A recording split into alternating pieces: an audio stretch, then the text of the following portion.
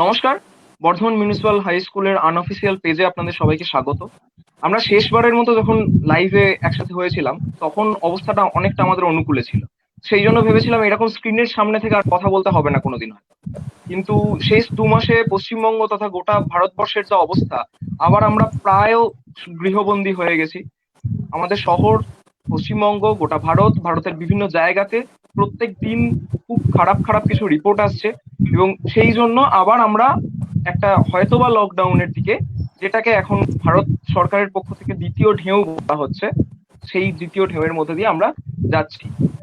এখানে এই অবস্থায় দাঁড়িয়ে আমাদের সাথে আছে আজকে দুজন এমন ডাক্তার যারা একদম ফ্রন্ট লাইনে থেকে এই কাজটা করছে অনেক সময় ধরে। তারা ফার্স্ট ওয়েভটা দেখেছে, সেকেন্ড ওয়েভটা দেখেছে। আহ, ডাক্তার শিলাদিত্য দেবাসী এবং ডাক্তার সৌম্যদীপ ঘোষ দুজনেই আমাদের স্কুলের প্রাক্তন স্টুডেন্ট। দুজনকে স্বাগত আমাদের পেজে। Thank you. Thank you. নমস্কার। আচ্ছা, প্রথমেই যে জিনিসটা জিজ্ঞেস করব, এটাই তোমাদের কাছে প্রথম জিজ্ঞাসা হওয়ার কথা এখন, যে আমরা তো দেখছি শুনছি ফেসবুকের নিউজ চ্যানেলে, তোমরা সামনে থেকে কেমন দেখছো? অবস্থাটা কতটা খারাপ? আচ্ছা, আমি বলি নাকি? হ্যাঁ, ব্যাপারটা হচ্ছে যে ফার্স্ট ওয়েভটা সত্যি তাই, যেমন সুদীপ্ত যেমন বললো, ফার্স্ট ওয়েভটা পুরোটাই দেখেছি এবং একদম ফ্রন্ট লাইনে থেকেই লড়েছি এবং এখনো লড়ছি। তো ফার্স্ট ওয়েভের থেকে এই ওয়েভটা একটুখানি হলেও, কিছুটা হলেও হয়তো একটু অন্যরকম মানে ফার্স্ট ওয়েভে যেমন দেখেছিলাম যে 60 বছরের ওপরে মানুষদের পজিটিভ হওয়ার চান্স বা একটু সিভিয়ার হওয়ার চান্স বেশি। এখন সেটা দেখছি একটু এজ গ্রুপটা কমে এসেছে, সেটা কিন্তু ভ্যাকসিনের জন্য আমরা মনে করছি যে 60 বছরের ঊর্ধ্বে যেহেতু সবাই ভ্যাকসিন পেয়ে গেছে সেই জন্য সিভিয়ারিটি অতটা নয়। এবং মোরাললেস আর একটা যেটা জিনিস সেটা হচ্ছে যে আগের বারের যে ইনফেক্টিভিটিটা এবারের থেকে অনেক কম ছিল, মানে এবারের ইনফেক্টিভিটি অনেক বেশি। যেমন আগের বারে যদি দেখা যেত যে আমরা দেখতাম যেসব পেশেন্ট আমাদের কাছে আসতো, হয়তো একজন ফ্যামিলি মেম্বার পজিটিভ থেকে আরেকজন হতে পারে, কিন্তু এখন দেখা যাচ্ছে যে 4জন বা 5জন ফ্যামিলিতে থাকে তারা সবাই পজিটিভ হচ্ছে। মানে এটা হচ্ছে একটা মিউটেশন যেটার জন্য ইনফেক্টিভিটিটা অনেকটাই বেড়ে গেছে। সিভিয়ারিটি বেড়েছে কিনা সেটা এখনো তো আলোচনা সাপেক্ষ, কারণ ওয়েভটা জাস্ট শুরু হয়েছে 2 মাস হলো। তো এটা এখন আলোচনা সাপেক্ষ, এটা আমরা এখনই বলতে পারবো না। তবে ওই যে বললাম যে বয়স্কদের মধ্যে এখন অতটা দেখা যাচ্ছে না, হয়তো ভ্যাকসিনের প্রভাবে হলেও এটা পজিটিভ একটা দিক, ভালো দিক, কিন্তু এখন কম বয়সীদের মধ্যে একটু সিভিয়ারিটি দেখা যাচ্ছে, এই আর কি ব্যাপার।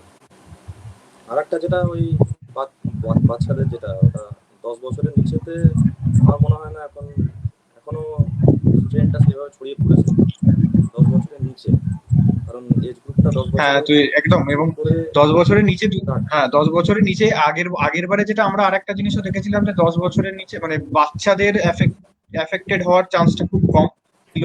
এখন কিন্তু বাচ্চারাও এফেক্টেড হচ্ছে, যদিও in most of the cases কিন্তু বাচ্চারা ভালো হয়ে যাচ্ছে, বাচ্চাদের অত সিভিয়ারিটি হচ্ছে না। তো এটাই আর কি আমরা দেখতে পাচ্ছি এখন। এমনি তোমরা তোমরা তো প্রত্যেকেই অনেক দিন ধরে এই প্রফেশনটার সাথে আছো। তো আজকে আমি দুজনেরই কাঁধে স্টেথোস্কোপ দেখতে পাচ্ছি না। এই কয়েক মাসে তো স্টেথোস্কোপটাই বোধহয় বেশিরভাগ সময় কাঁধে রয়েছে। তো স্টেথোস্কোপটা ভারী লাগছে? স্টেথোস্কোপটা হ্যাঁ, দায়িত্বটা বেড়েছে তাই একটু ভারী লাগছে, কিন্তু পিপিইটা পড়তে হয় তো ওই জন্য স্টেথোস্কোপটা হালকা লাগে পিপিইর তুলনায় আর কি। আসলে ও পিপিটা আরো তো বেশি খারাপ। অলরেডি ডিউটিতে আছে। আরো বেশি খারাপ, আরো বেশি ভারী, আরো বেশি কনজেস্টেড, তার থেকে স্টেথোস্কোপ কিছু নয় আর কি। আর স্টেথোস্কোপ তো আমাদের হাতিয়ার, স্টেথোস্কোপ ছাড়া তো কিছু করতে পারবো না। তো এই ব্যাপার। অবশ্যই। আমার ডাক্তারদের হাতে স্টেন গান নেই, ডাক্তারদের হাতে কোনো মেশিন গানও নেই। তারা স্টেথোস্কোপ দিয়েই তাদের হাতিয়ার হিসাবে কাজে লাগায় এবং সমস্ত যুদ্ধ লড়ে। আচ্ছা, এই যে আমরা একদম করোনা সংক্রান্ত কিছু প্রশ্ন একটা সেট করেছি, তো সেই নিয়ে কথা বলবো, কিন্তু তার আগে একটা জিনিস শুধু জানার, যে এখন ধরো যারা ডাক্তারি পড়ছে বা পরবর্তীকালে যারা ডাক্তারি প্রফেশনে যাওয়ার চিন্তা ভাবনা করছে, তো তাদের ক্ষেত্রে এই প্রফেশনটা কতটা সেফ, বা তাদেরকে তোমরা কি এনকারেজ করবে না আদৌ ডিসকারেজ করবে এই প্রফেশনে আসার জন্য, এটা একটু। এটা কোশ্চেনটা একটু রিলেটিভ হয়ে গেল বেসিক্যালি, কারণ মেডিকেল প্রফেশনটা আসতে গেলে মানে মানে আমাকে যদি এখন সেকেন্ড কোশ্চেন করা হয় যে ডাক্তারি না করলে আমি কি করতাম, তো আমি সেকেন্ড অপশন কিছু দিতাম না, আমি ডাক্তারি না করলে ডাক্তারি করতাম। তো এটা এটা অনেকটা কি বলবো, মানে প্রফেশনটাকে মানে ও একদম ওর যেটা বলছে একদম এক্স্যাক্টলি, এটা হচ্ছে আমাদের যারা আমরা ডাক্তার হয়েছি তারা কিন্তু প্রফেশনটাকে রেসপেক্ট করেই ডাক্তার হয়েছি। মানে আমরা এই যে শিলাদিত্য যেটা বললো, যে ডাক্তার না হলে আমরা কি হতাম আমরা জানি না, আমরা ডাক্তারই হতাম, মানে মানে হতাম একদমই অ্যাটলিস্ট, তাই। এটাই আমাদের প্যাশন ছিল। এবং এই ভালোবাসাটা এই এই যে মানুষের মানে সেবামূলক প্রফেশনটা যদি তার মধ্যে থাকে, তাহলে আমার মনে হয় ডাক্তার হওয়াটা দরকার। এবং ডাক্তার আমাদের সত্যিই দরকার। মানে আমাদের দরকার। রিসেন্ট একটা সবাই দেখে থাকবে আশা করি ফেসবুকের দৌলতে, যে একটা সমীক্ষা হয়েছিল, যে একটা একটা ইয়ে যে রাফ একটা এস্টিমেশন, যে পশ্চিমবঙ্গে 1 লাখ মানুষের পেছনে মাত্র 78 জন ডাক্তার আছে। সংখ্যাটা কিন্তু খুবই কম। এক খুবই লাখ কম। মানুষের পেছনে 78 মানে কিছুই নয়। মানে আমরা অ্যাকচুয়ালি ওভার বার্ডেন, সুতরাং আমাদের সহযোদ্ধা চাই আরো বেশি। অবশ্যই তাই। আমি এই প্রশ্নটা উপস্থাপন করলাম ঠিক এই কারণে যে যখন দেখা যাচ্ছে যে প্রত্যেকটা প্রফেশনের সাথে যুক্ত যে মানুষরা তারা একটা টাইম পর তাদের প্রফেশনের থেকে হাত তুলে নিচ্ছে, তারা বাড়িতে থাকতে পারছে, আমরা বারবার করে যে কথাটা বলছি যে বাড়িতে থাকার কথা, সেখানে তোমাদের বাড়িতে থাকাটা হয়ে উঠছে না। এবং তারপরেও আমি তোমাদের দুজনকে ব্যক্তিগতভাবে চেনার সূত্রে জানি যে এই শেষ কয়েকদিনে তোমরা 24 ঘন্টা এবং 7 দিন তোমরা মানুষের সেবাতে এবং মানুষের যখন যে দরকারটা হচ্ছে সেই দরকার অনুযায়ী তাদের পাশে দাঁড়ানোর জন্য একটা হেল্পলাইন নাম্বার খুলেছো তোমরা অনেকজন ডাক্তার মিলে। অবশ্যই এই উদ্যোগটাকে প্রথম সাধুবাদ জানাই। তার পরবর্তীকালে যারা এই পেজের সামনে আছে, যারা এই ব্যাপারটা সম্বন্ধে জানে না, তাদেরকে একটু যদি জানাও তোমরা এই উদ্যোগ।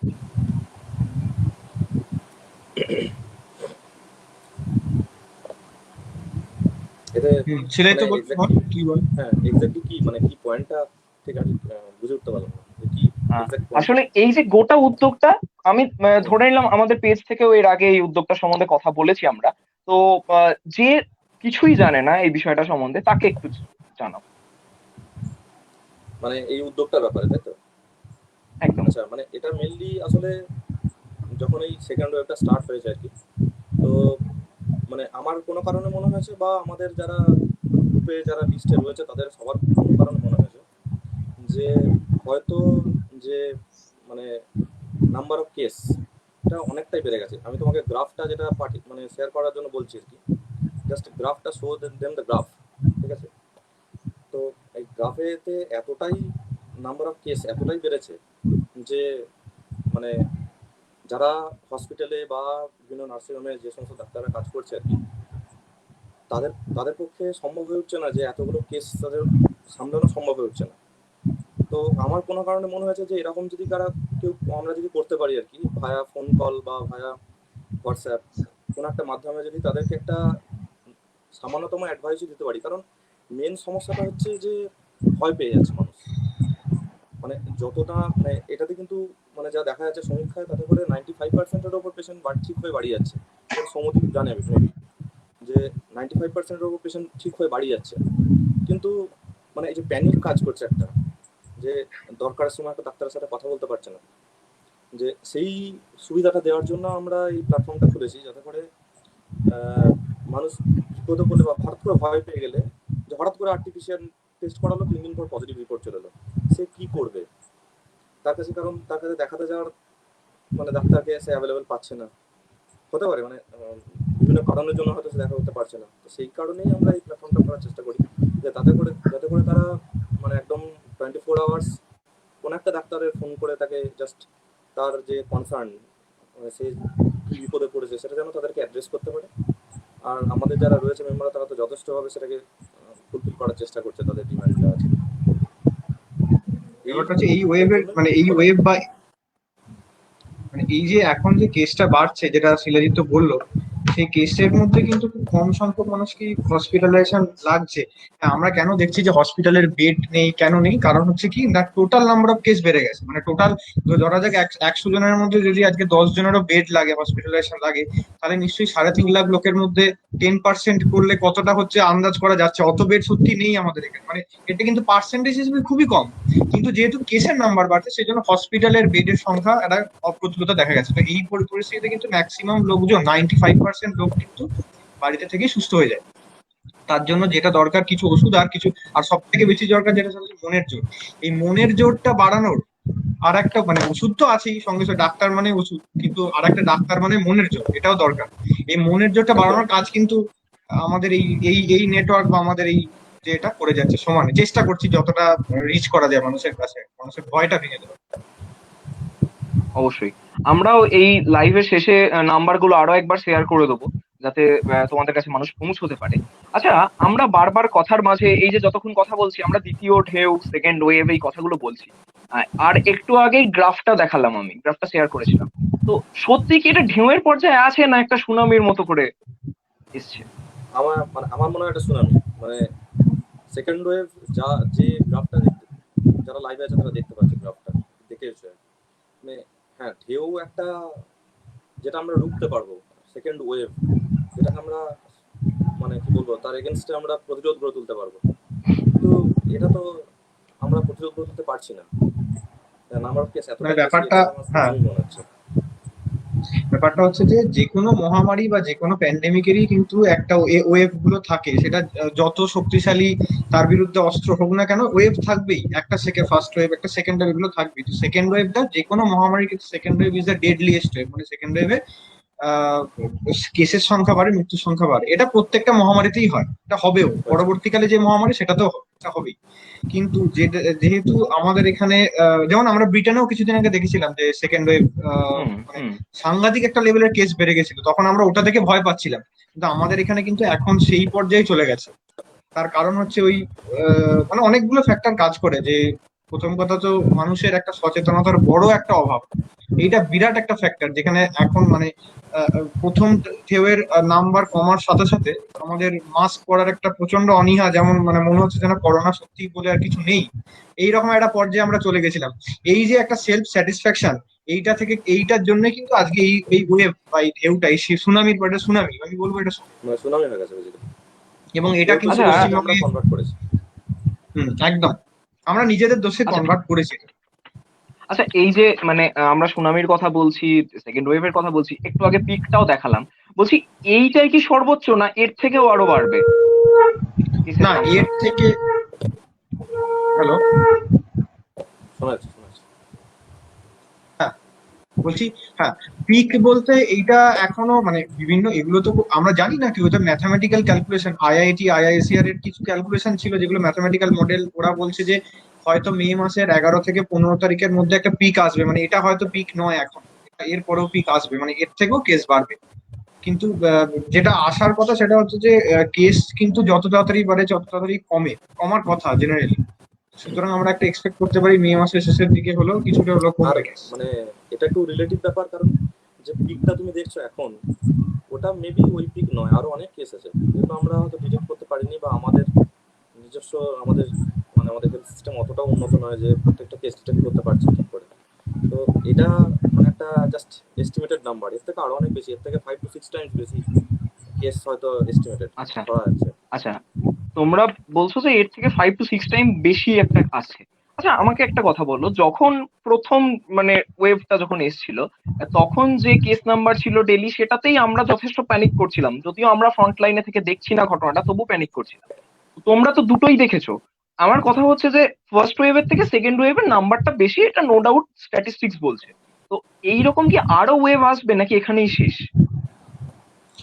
এগুলো ব্যাপারটা হচ্ছে, এগুলো সব আনুমানিক ব্যাপার, এটা কেউ জানে না। কিন্তু হয়তো যেমন বললাম তো, আগের স্প্যানিশ ফ্লু কিন্তু থার্ড ওয়েভ এসেছিল, কিন্তু থার্ড ওয়েভ হলো, হুম, ঠিক। সেগুলো কি হয়, একটা প্যান্ডেমিকের নিয়ম হচ্ছে যে ফার্স্ট ওয়েভ থাকে, সেকেন্ড ওয়েভ থাকে, তারপর থার্ড ওয়েভ যদি বা থাকলো, এবং সেইটা ছোট ছোট একটা এন্ডেমিকের আকার নেয়। মানে ছোট ছোট জায়গাতে কিছু গোষ্ঠী সংক্রমণ হয়ে সেটাকে আস্তে আস্তে নষ্ট করে দেয়। মানে যেমন আমাদের এখন ইনফ্লুয়েঞ্জা হয়, কারোর কারোর মধ্যে ম্যালেরিয়া হয়, এইরকম একটা ইনফেকশনের পর্যায়ে চলে যাবে, যেটা কন্ট্রোলেবল। সেই জন্য মানে এইটা আমরা জানি না এখন এর পরে কি হবে, তবে আশা করা যায় যে ওয়েভ এর পরে হয়তো নাও আসতে পারে। কারণ মানে একটা মেজর কজ হচ্ছে ভ্যাকসিনেশন। ভ্যাকসিনেশন হচ্ছে যখন ইমপ্লিমেন্টেশন হবে, মানে একটা কমিউনিটিতে একটা পার্সেন্টেজ অফ লোক ভ্যাকসিনেটেড হয়ে যাবে, তখন কিন্তু সেইটার সেই ওয়েভ, সেটার ওয়েভ থাকবে না, সেটা জাস্ট একটা সাধারণ সর্দি কাশির মতোই হয়ে যাবে। হয়ে যাবে একদম। আচ্ছা, এই যে মানে প্রথম যে ঢেউটা, দ্বিতীয় যে ঢেউটা, এই দুটোর মধ্যে পার্থক্য কি কি, কিরকম কি পার্থক্য দেখছো? মানে প্রথম ঢেউয়ের সাথে পার্থক্য, দ্বিতীয় ঢেউয়ের মেন, হ্যাঁ বলবো carry on। হ্যাঁ, না পার্থক্য বলতে ওই একটু আগে যেটা বললাম, ধর প্রথম ঢেউয়ের সময় তো আমাদের কাছে এই অজানা পুরোটাই, মানে কোভিড তখন আমরা হুম সত্যি কিছু হুম জানতাম না, মানে একটা অল অফ এ সাডেন আমাদের কাছে কোভিড এসেছিল যখন এপ্রিল মাসে আমাদের মেডিকেল কলেজে কোভিড ওয়ার্ড শুরু হয়, তখন সত্যি আমরা কেউ জানতাম না কোভিডটা কি বা কোভিডটা কি রকম হতে চলেছে, আমাদের কোনো আইডিয়া ছিল না।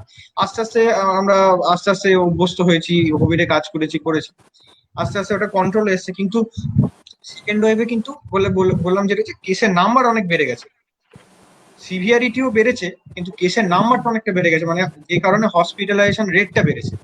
এবার ওই 100 জনের মধ্যে যদি 10 জন হসপিটালাইজেশন লাগে, তাহলে 10% যে পপুলেশনটা, ধর আগের দিন আমি বলছি একটা উদাহরণ দিচ্ছি, 4,000 আমাদের সেপ্টেম্বর মাসে 4,000 হাইয়েস্ট কেস ছিল আমাদের ওয়েস্ট বেঙ্গলের কথা বলছি। সেখানে হয়তো 10% মানে 400 জনের হয়তো আমার বেড কোভিড এতে মানে অ্যাডমিশনের দরকার পড়তো। এখন সেটা মানে আস্তে আস্তে বাড়ছে 17,000, তার 10% করলে নিশ্চয়ই কেসটা বাড়বে, মানে হসপিটালের লোডও বাড়বে। এই ম্যাথামেটিক্যাল ক্যালকুলেশনে কিন্তু এগোচ্ছে জিনিসটা, সেই জন্যই বেডের একটা ক্রাইসিস, অক্সিজেনের ক্রাইসিস তৈরি হচ্ছে। আচ্ছা মানে আগের থেকে এবার বেশি ছোঁয়াচে, বেশি বাংলায় বলতে গেলে বেশি ছোঁয়াচে, আরো বেশি ছোঁয়াচে, যেটা মিউটেশনের ফলে আরো বেশি ছড়াচ্ছে, আরো অনেক বেশি ছড়াচ্ছে। মানে আচ্ছা আগে হ্যাঁ বলো বলো। হ্যাঁ, মানে এটাই বলছি যে আগে আমরা মানে একটা আমরা ইনফেক্টিভিটি ক্যালকুলেট করি, আর নট বলে একটা নাম্বার আছে, মানে আর নট মানে হচ্ছে একজনের থেকে আর একজনের সংক্রমিত হওয়ার যে সংখ্যা থাকে, মানে যদি আমাকে বলা হয় যে একজনের থেকে কেউ সংক্রমিত হবে না, সেই নাম্বারটাকে আমরা বলি আর জিরো বা আর নট, ঠিক আছে? তো এবার ফার্স্ট ওয়েভটার ক্ষেত্রে দেখা গেছিল সেটা হচ্ছে আর 1.5, ওয়ান এর কাছাকাছি ছিল, মানে একজনের থেকে একজন কি 1.5 জন। এখন সেটা কিন্তু এটা হয়ে গেছে 3 এর কাছাকাছি, একজনের থেকে 3 জন। একদম। মানে এইটা একটা সহজ ক্যালকুলেশন যেটা বোঝা যায় ইনফেক্টিভিটি বা কতটা আরেকটা, বেড়েছে। মানে আরেকটা যেটা, যে এই তুমি বলছো না এটা কবে শেষ হবে, আর নটটা লেস দেন 1 করলে তবেই আমাদের শেষ হবে, প্যান্ডেমিকটা কমবে, আচ্ছা নাহলে কিন্তু আচ্ছা আম, মানে বাংলা সাহিত্যে একটা লাইন আছে যে আমাদের ইতিহাস নেই অথবা এমনই ইতিহাস। যিনি লিখেছিলেন তিনি কিছুদিন আগে করোনায় মারা গেছেন, শঙ্খ ঘোষ। একদম। তো সত্যি এই ঘটনাটা তো আগে তোমরা জানতে না, যেটা বারবার করে উঠে আসছে যে তখন তোমাদের কাছে নতুন ছিল, এখন তোমরা অনেক বেশি এই বিষয়টা সম্বন্ধে জানো।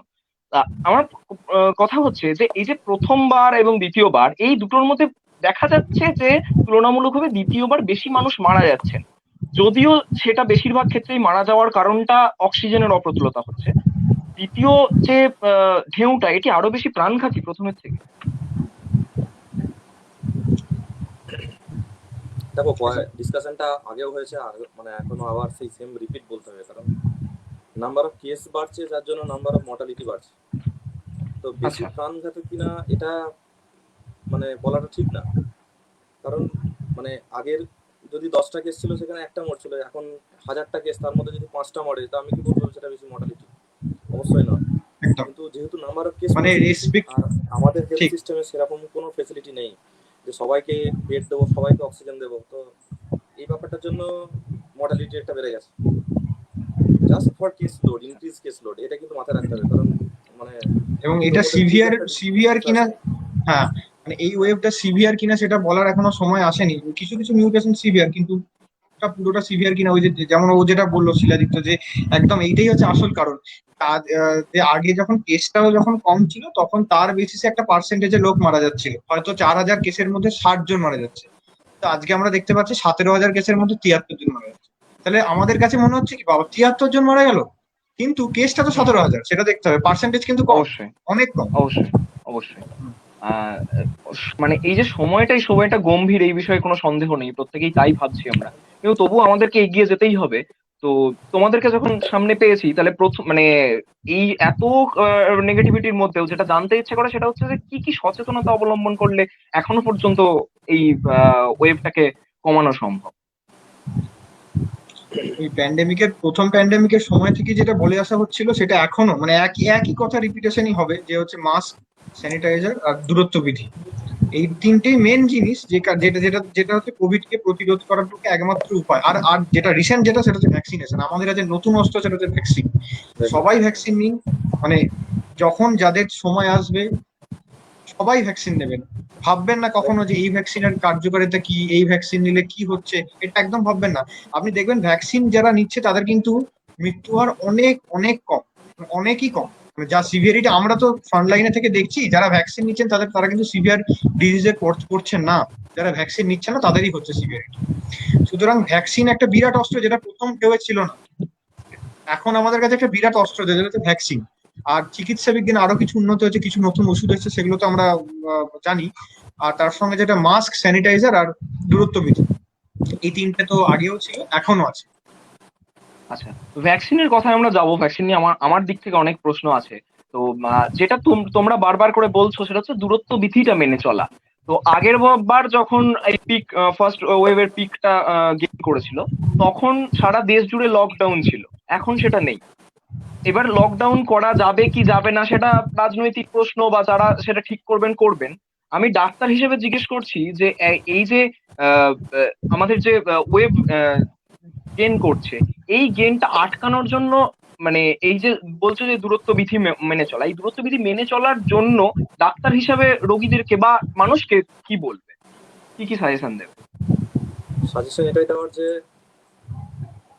যেহেতু রোগটা মানে ইনফেক্টিভিটি প্রচুর বেশি, তো যতটা সম্ভব বাড়িতে থাকুন। আর দূরত্বটাও মেনটেন করছেন, সেটা তো বাড়িতে থাকলেই সম্ভব।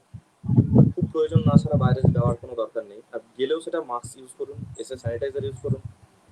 এটাই কারণ, মানে জাস্ট এই তিনটে ইউজ করলেই কিন্তু ইনফেক্টিভিটিটা অনেকটাই কম, প্রায় নেই বললেই চলে। যদি এই আচ্ছা, তিনটে কেউ মেনটেন করে, যে ডাবল মাস্ক বা হ্যান্ড স্যানিটাইজার ইউজ করছে, বা খুব কম সময়ের জন্য বাইরে যাচ্ছে, তো সেটা মেনটেন করলেই কিন্তু এই ব্রেকিংটা সম্ভব। আর যেটা তুমি বলে লকডাউনের যে ব্যাপারটা, ওটা জাস্ট একটা পয়েন্ট বলবো যে লকডাউন অবশ্যই করা দরকার, ঠিক আছে, লকডাউনটা দরকার, কিন্তু সেটা অবশ্যই আগের মতো নয়। অবশ্যই ডিসকাশনের মাধ্যমে সাইন্টিফিক ওয়েতে লকডাউনটা করা উচিত। ব্যাস এটুকু, এর বেশি পয়েন্ট বলবো না লকডাউন। এবং আহ আরেকটা কথা যেটা বলার, যে যখনই মানে আমি যেটা একটা সহজ বাংলায় বলতে চাইছি, যেটা হচ্ছে যে আমার সামনে যে লোকটা কথা বলছে তার কোভিড হয়েছে, এইটা ধরে নিয়ে আমাকে কথা বলতে হবে, তাহলে কিন্তু আমি মাস্কটা পরবো। ঠিক আছে, এবং মানে এইটা একদম এইটা একদম। আমাদের, আমার সামনে যে লোকটা তার সে কোভিড পজিটিভ, আচ্ছা, এইটা আমি যদি আহ মাথায় থাকে আমার সব সময়, হ্যাঁ, আমার মেনটেন করতে। যাই হোক, এখানে একটা বিষয় বলার, মানে দাদা বললে একদম সামনের লোকটি কোভিড পজিটিভ ধরে কথা বলার কথা। এইটা আমি জানতে চাইছি, আমার এই বিষয়ে একদম জ্ঞান নেই। এই ভাইরাসটা কি বাতাসের মাধ্যমে ছড়াচ্ছে? আচ্ছা, এইটা এখন মানে বলতে পারা যায় যে ফেসবুকে সব থেকে আলোচিত একটা বিষয়, যে সত্যি কি কোভিড বাতাসের মধ্যে ছড়াচ্ছে। এটা প্রথম ওয়েভের সময় কিছু এভিডেন্স ছিল, মানে অনেক বিজ্ঞানী বলেছিল, কিন্তু সেটা নেগলেক্টেড হয়েছিল। এবার ব্যাপারটা হচ্ছে না, এখনো কিন্তু বলার সময় আসেনি বাতাসের মাধ্যমে ছড়াচ্ছে কিনা, কারণ ল্যান্ডসেটে যে স্টাডিটা বেরিয়েছে সেটা কিন্তু একটা অবজারভেশনাল, মানে ওরা কিন্তু এখন ইনফারেন্স কিছু দেয়নি, ওরা কিছু কিছু হ্যাঁ, ক্ষেত্রে দেখেছে যে এইগুলো হলে এইগুলো হতে পারে, এইগুলো হলেও ইনফেক্টেড হচ্ছে মানুষ, তার মানে নিশ্চয়ই হচ্ছে এয়ারবর্ন এর একটা চান্স থাকে। এটা চান্স কিন্তু আছে। এখনো কনক্লুশন নয়। এটা এই এয়ারবর্ন ভাইরাসটা এয়ারবর্ন কিনা সেটা জানার জন্য কিন্তু প্রচুর পরীক্ষা নিরীক্ষা দরকার, মানে অনেক অনেক ল্যাবে অনেকভাবে পরীক্ষা নিরীক্ষা করতে, তবে একটা ভাইরাস এয়ারবর্ন কিনা সেটা বোঝা যায়। এটা এখনো কিন্তু মানে একটা, এটা ইনফারেন্স এইভাবে এইভাবে হতে পারে। হুম। এবং ওই যে যেটা এয়ারবর্নের প্রসঙ্গে আরেকটা বলি, যেটা ল্যান্ডসেটেও বলা আছে, যেটা যে মানে বলা হচ্ছে যে একটা রুমের মধ্যে যদি কেউ থাকে তাহলে মানে আহ, দেখা যাচ্ছে তাদের মধ্যে সবাই ইনফেক্টেড হচ্ছে, সে যতই দূরত্ব মেনটেন করুক। হুম, হুম। এইটা আরেকটা কারণ হচ্ছে যে এয়ারবর্ন হওয়ার। তো কিন্তু বলা হচ্ছে যে যদি ভেন্টিলেশনটা চলাচল করে, মানে যদি আমি জানলা খুলে দিই বা আমি দরজা খুলে রাখি, সেক্ষেত্রে কিন্তু আমাদের ইনফেকশনের চান্সটা অনেক কমে যাচ্ছে। হ্যাঁ, তো এই সাপোর্ট আচ্ছা, গুলো নিয়ে বলা হয়েছে যে ওটা ওই এয়ারবর্ন, সাপোর্ট, কিন্তু এখনো জাস্ট একটা এটা সাপোর্টিভ এভিডেন্স, মানে ওরা যত সাপোর্টিভ ডিস্টেন্স এভিডেন্স, এটা বাড়াচ্ছে তত নাম্বার অফ কেস কমছে। মানে একটা কোভিড পেশেন্টকে দাঁড় করিয়ে তার ডিস্টেন্সটা মেজার করছে, তত নাম্বার অফ কেসটা কমছে যত ডিস্টেন্স বাড়াচ্ছে। তো ওটা একটা এভিডেন্স বলতে চাইছে যে মেবি এটা এয়ারবোর্ন, কিন্তু এখনো ওটা এস্টাবলিশড কিছু নয়।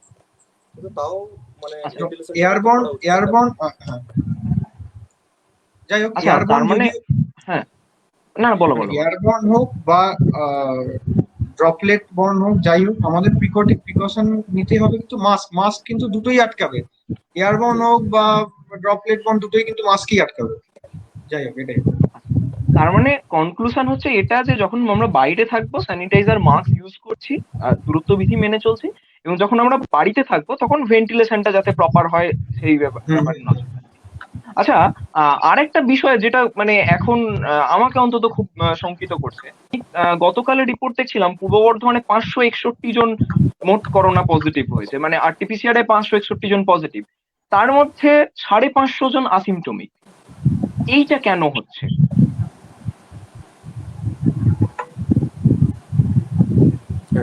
আচ্ছা বল বল। বলো বলো একবার। না অ্যাসিম্পটোমেটিক বলতে এখানে ওই যে 550 জনের কথা তুমি বললে, মানে অ্যাসিম্পটোমেটিক মানে আহ, প্রথম কথা হচ্ছে যে এই যে নতুন যে স্ট্রেন, এই যে স্ট্রেনের যে বৈশিষ্ট্য সেটা কিন্তু অ্যাসিম্পটোমেটিক হওয়ার সম্ভাবনাই বেশি। ঠিক আছে, অ্যাসিম্পটোমেটিক মানে হওয়ার চান্সই বেশি। এবং এবং দেখা যাচ্ছে অ্যাসিম্পটোমেটিক হয়ে থেকে কিন্তু তারা রোগটা আরো বেশি ছড়াচ্ছে। এবং এই যে যত মানুষ অ্যাসিম্পটোমেটিক থাকবে, যত মানুষ অ্যাসিম্পটোমেটিক থাকবে তাদের রোগের মানে রোগ ছড়ানোর পোটেনশিয়াল তো বেশি, কারণ তাদের আমি ধরতে পারছি না। আমি যদি একটা হুম। মানুষের জ্বর হয় বা সর্দি হয়, আমি তাকে আইসোলেট করে দিতে পারছি, কিন্তু যে অ্যাসিম্পটোমেটিক তাকে কিন্তু আমি কোনো ভাবেই ডিটেক্ট করতে পারছি না। তো এটা একটা তো এর ব্যাপার, চিন্তার ব্যাপার। কিন্তু অ্যাসিম্পটোমেটিক মানে এটা আগেও ছিল, কিন্তু এবারের নাম্বারটা অনেকটা বেশি। বেশ। এবার ঠিক এই যে কথাটা বললে, এই কথাটাতেই অনেক ক্ষেত্রে এরকমও দেখা যাচ্ছে যে সাধারণ মানুষ খুব সামান্য উপসর্গ যদি তার হয়, তাহলে সে মারাত্মক ভয় পাচ্ছে। তো এই বিষয়ে কি বলবে, কি করণীয় মানুষের? এটাতে একটাই বলার যে যে পরিসংখ্যানটা আগে দিয়েছে, যে যে সামান্য কোনো সিমটমস এলে হ্যাঁ একটা ধরে নিতে হবে যে এটা কোভিড, যদি না অন্য কিছু হয়, আচ্ছা। অন্যভাবে অন্য কিছু প্রুভ করা যায়, তো এটা কোভিড। ঠিক আছে, তো প্যানিক এই কারণেই হচ্ছে, দু তিনটে ফ্যাক্টর আছে। এক নম্বর, সে যেই যখনই কোভিড পজিটিভ হচ্ছে, সে মানে তার কাছে সে নিউজ মাধ্যমে শুনছে যে বেড নেই, অক্সিজেন নেই, এটা তার কাছে একটা বড় প্যানিকের কারণ হতে পারে। মানে মেন হচ্ছে ওটাই, যে সে ভয় পেয়ে যাচ্ছে যে আমি তো যদি যদি আমার সিমটমস ডেভেলপ করে বা যদি আমার শ্বাসকষ্ট এসব শুরু হয়, তো আমি হসপিটালে বেড পাবো না, হসপিটালে অক্সিজেন পাবো না। তো সেই প্যানিক করার একদমই কোনো কারণ নেই। কারণ একটু সিমটমস থাকলে যদি মানে সে মানে বাড়িতে থেকে প্রপার নিউট্রিশন, মানে মেনলি হচ্ছে আমাদের ইমিউনিটিটা বাড়ানো আর কি। তো সে যদি হুম। ঠিকঠাক নিউট্রিশন নেয়, মানে ঠিকঠাক ওষুধগুলো যেগুলো তাদের নিয়ারেস্ট কোনো একটা মানে ডাক্তারবাবুর কাছে গিয়ে যিনি লিখিয়েছেন বা বাই ফোন কল যিনি লিখেছেন, সেগুলো জাস্ট মেনটেন করুন, বাড়িতে থাকুন, খাওয়া দাওয়া করুন ঠিক করে, ম্যাক্সিমাম কেসে আপনি ভালো হয়ে যাচ্ছেন। ঠিক আছে, ম্যাক্সিমাম মানে কেস আমরা আচ্ছা। ভালো হয়ে কিন্তু যাচ্ছে। এই যে এটা আমরা এখন টিভি খুললেই কিন্তু আমরা দেখতে পাচ্ছি যে এতগুলো কেস হয়েছে, এতজন মারা গেছে, এতজন অক্সিজেন না পেয়ে মারা গেছে, তাই তো এটাই আমরা দেখছি। কজন হুম। সুস্থ হয়েছে কিন্তু একবারও দেখছি না, জানতেও চাইছি না। অ- সেই অবশ্যই পার্সেন্টেজটা তাই। কিন্তু অনেক, হ্যাঁ। সেই পার্সেন্টেজটা অনেক, সেটা যদি আমরা দেখি তাহলে সেটা অনেক পার্সেন্টেজ। তো সুতরাং ভয় পাওয়ার কোনো জায়গাই নেই এখানে। এটা এই একদম সচেতনতাই হচ্ছে একদম এর মানে মূল বক্তব্য যে সচেতন সচেতন হওয়া। এবং যখন আপনার কোনো সিমটম আসছে, সে জ্বর হতে পারে, সে গন্ধ না পাওয়া হতে পারে, তখন যে কোনো আর কি কনজাংটিভাইটিস, যে কোনো রকমের জ্বর, কাশি হোক, সেগুলো আপনি নিজেকে আইসোলেট করুন। আপনি নিজেকে বাড়ির আলাদা অন্য লোকজন থেকে আইসোলেট করুন। তারপর আপনি ওই যে নাম্বার দেওয়া আছে, অনেক তো হেল্পলাইন আছে, নাম্বারও দেওয়া আছে, তাদের সঙ্গে ডাক্তারবাবুদের সঙ্গে যোগাযোগ করুন, কোভিড টেস্ট করান। ভয় পাওয়ার কোনো ব্যাপার নেই। আচ্ছা, আমি বলছিলাম এই যে সরকারি হাসপাতালের কথা আমরা বলছিলাম, বেডের অপ্রতুলতা, অক্সিজেনের অপ্রতুলতা, এইটা তো তোমরা আরো সামনে থেকে দেখছো। তো তোমাদের কি মনে হচ্ছে, সত্যি কি অপ্রতুল, না মানে অনেকটা বেশি নিউজের মাধ্যমে ছড়াচ্ছে? না, আমি পশ্চিমবঙ্গের কথা বলতে পারি, পশ্চিমবঙ্গে অক্সিজেনের অপ্রতুলতা নেই, আচ্ছা। অন্তত অন্তত এটা আমি দেখি। এইটা মানে ভীষণ ভাবে আমাদের ক্ষেত্রে একটা পজিটিভ নিউজ। যারা মানে বাড়িতে থেকে রীতিমতো প্যানিক করছে, আমাদের প্রত্যেকের বাড়িতেই হয়তো একজন দুজন করে বয়স্ক মানুষ আছেন, তাদের ক্ষেত্রে ভীষণ ভাবে একটা স্বস্তির বার্তা। আর বেডের যে কথাটা বলছিলাম। হ্যাঁ হ্যাঁ, একটা ব্যাপারটা হচ্ছে যে বেডের যে বেডটা একটু অপ্রতুল, এটা মানতেই হবে, বেডটা অপ্রতুল, কিন্তু আস্তে আস্তে বাড়ানো হচ্ছে, মানে বেডটা কিন্তু ফেজে ফেজে হ্যাঁ। মানে প্রচুর বেড বাড়ানো হচ্ছে। সুতরাং প্যানিক হওয়ার মতো কোনো ব্যাপার নেই। এবং সমস্ত জায়গায় চিকিৎসা হয়। আগে যেমন আগে কি হতো যে কোনো কোনো মানে কোনো কোনো নার্সিংহোম কোভিড পেশেন্ট ট্রিট করতো না, বা কোনো কোনো হসপিটাল কোভিড পেশেন্ট ট্রিট করছে না। এখন কিন্তু এটা নয়, এখন কিন্তু সবাই কোভিড পেশেন্ট ট্রিট করে। সুতরাং আপনার বাড়ির যে কাছাকাছি হসপিটাল বা নার্সিংহোম, সেটাও কিন্তু কোভিড পেশেন্ট ট্রিট করে। তো আপনাকে দূরে কলকাতা থেকে আসতে হবে না কোভিড কোভিড হলে, যদি ভর্তি হওয়ার প্রয়োজন হয়। সুতরাং এটা মানে একটা বললাম তো যে প্রত্যেকটা জায়গাতেই কোভিড পেশেন্ট ট্রিট করা হচ্ছে। বেড আস্তে আস্তে বাড়ছে, 1 মাসের মধ্যে অনেকটা বাড়বে, এবং মানে প্রচুর পরিমাণে বেড বাড়ানো হচ্ছে। এটা নিয়ে মানে ভয় পাওয়ার কোনো কারণ নেই। কারণ নেই একদম। আচ্ছা, এই যে বলছো যে যদি সিমটম থাকে এবং তিনি যদি ভাবেন যে তার পেশেন্টকে নিয়ে হসপিটালে বা নার্সিংহোমে ভর্তি করতে হবে, তাহলে সে যেতে পারে। আমি জিজ্ঞেস করছি যে এই ভর্তি প্রসিডিওরটা কি? মানে ধরো আরটিপিসিআর করলে, যে কোনো দিন আরটিপিসিআর করলে তার 3 দিন আগে রেজাল্ট পাওয়া যাচ্ছে না, তো সেক্ষেত্রে কি করণীয় বা ভর্তির প্রসিডিওরটা কি? ভর্তি প্রসিডিওর বলতে যে মানে আমি যতটুকু জানি সেটা হচ্ছে যে মানে আরটিপিসিআর 3 দিন টাইম লাগছে। তো ওই 3 দিন সে নিজেকে আইসোলেট করে যেমন রাখছে রাখুক। আর যেটা ভর্তিটা কিন্তু ডিরেক্টলি স্বাস্থ্যভবন থেকে ফোন করে ভর্তি হচ্ছে, মানে যে কোনো মানে মেডিকেল কলেজগুলোতে যদি বলা হয়, তো সেক্ষেত্রে কিন্তু ডিরেক্ট স্বাস্থ্যভবনে ফোন করে রিপোর্ট নিয়ে তারপরে ফোন ভর্তি হওয়ার ব্যবস্থা আছে। আর যেটা নার্সিংহোমের ব্যাপার, সেটা তো গিয়ে ডিরেক্ট নার্সিংহোমে ডিরেক্ট কথা বলেই ভর্তি হচ্ছে, কিন্তু সেক্ষেত্রে আরটিপিসিআর রিপোর্টটা কিন্তু খুবই দরকার। কারণ রিপোর্ট যদি না থাকে তো সেক্ষেত্রে তারা অনেক সময় নিতে চাইছে না, কারণটা কি যে হ্যাঁ হয়তো আপনার নেই, আপনার এখানে থেকে পজিটিভ হয়ে যাবে, এই কনসার্নে ওরা নিচ্ছে না মেবি। কিন্তু মানে হয়তো হ্যাঁ সিমটমস দেখে বোঝা যাচ্ছে যে ওখানে যারা আছে তারা বুঝতে পারছে যে মেবি এটা কোভিড, কিন্তু তাও যেহেতু রিপোর্টটা নেই সেজন্য তারা কনফার্মলি ভর্তি করতে পারছে না, মানে উইদাউট রিপোর্ট। ঠিক আছে। এবং এই প্রসঙ্গে একটা কথা বলি যে এই এই একটা মানে এই যে যদি আমাদের বাড়িতে থাকা অবস্থায় রিপোর্ট থাকুক বা না থাকুক, যদি খুব শ্বাসকষ্ট হচ্ছে, যেটাকে আমরা সারি বলি, মানে সিভিয়ার অ্যাকিউট রেসপিরেটরি ইলনেস বলি, খুব শ্বাসকষ্ট হচ্ছে, খুব জ্বর আসছে, তখন কিন্তু আপনি রিসেন্ট এটা আপডেট, সেটা হচ্ছে যে আপনি কিন্তু হসপিটালে গেলে আপনাকে সারি ওয়ার্ডে ভর্তি করবে। তারপর ওখান থেকে আপনার টেস্ট পাঠানো হবে, তারপরে সেই অনুযায়ী পজিটিভ হলে পজিটিভ হোক, না হলে নেগেটিভ। এটা রিসেন্ট একটা বর্ধমান কলেজেও আছে সারি ওয়ার্ড যেটা খুলেছে। আচ্ছা, এই যে মানে যে সিমটম গুলো সেকেন্ড ওয়েভের ক্ষেত্রে দেখা যাচ্ছে, বা প্রথম থেকেই আমরা এটাই দেখছিলাম যে সিমটম গুলো বড্ড কমন, মানে যে কোনো রকমের ডিজিজে এইরকম সিমটম। এখন তো মানে জ্বর সর্দি ইত্যাদি সিমটমের সাথে ডিহাইড্রেশনটাও যুক্ত হয়েছে। আমার কথা হচ্ছে, দাদা বলছিলে, শিলাদিত্য দাদা বলছিলে যে যে কোনো নার্সিংহোমে নিয়ে গেলে এখন তাকে বাড়িতে নিয়ে আসতে বলছে, যে সে সেখানে থেকে হয়তো বা কোভিড পজিটিভ হয়ে যাবে। আমার প্রশ্ন হচ্ছে যে এই কোভিড পরিস্থিতিতে অন্যান্য রোগও তো আছে, মানে এরকম তো নয় যে অন্যান্য রোগ কমে গেছে। তাহলে অন্যান্য রোগীদের ক্ষেত্রে এখন কি করণীয়, মানে অন্যান্য রোগে যারা আক্রান্ত হচ্ছে তাদের ক্ষেত্রে কি করণীয়? অন্যান্য রোগে যেটা আসলে মানে সিচুয়েশনটা এমনই যে জ্বর বা মানে হাঁচি কাশি সর্দি বা ডায়রিয়া হোক বা গন্ধ পাচ্ছে না যেটা, বা যেগুলো সিমটমস কমনলি দেখা যাচ্ছে আর কি, তো এগুলো ধরেই নিচ্ছে যে এটা ফার্স্ট অ্যান্ড ফরমোস্ট এটা কোভিড। তো আর যদি মানে মানে যদি না অন্যভাবে প্রুভ করা যায় এটা কোভিড, এবার অন্যান্য ডিজিজ যেমন সাপোজ মানে খুব কমনলি যেটা আমাদের যেটা মায়োকার্ডিয়াল ইনফ্রাকশন যেটা বলি, মানে হার্ট অ্যাটাক হচ্ছে যেগুলো হয় খুব কমনলি, তো সেগুলোর ক্ষেত্রে ট্রিটমেন্ট কিন্তু প্রত্যেকটা হসপিটালে আই থিঙ্ক আমার মনে হচ্ছে হচ্ছে। এবং এটা মানে সমস্ত মানে আমি মেডিকেল কলেজের কথা বলতে পারি, মেডিকেল কলেজ কেন, আমি কলকাতা মেডিকেল কলেজ শুধু না, সমস্ত মেডিকেল কলেজে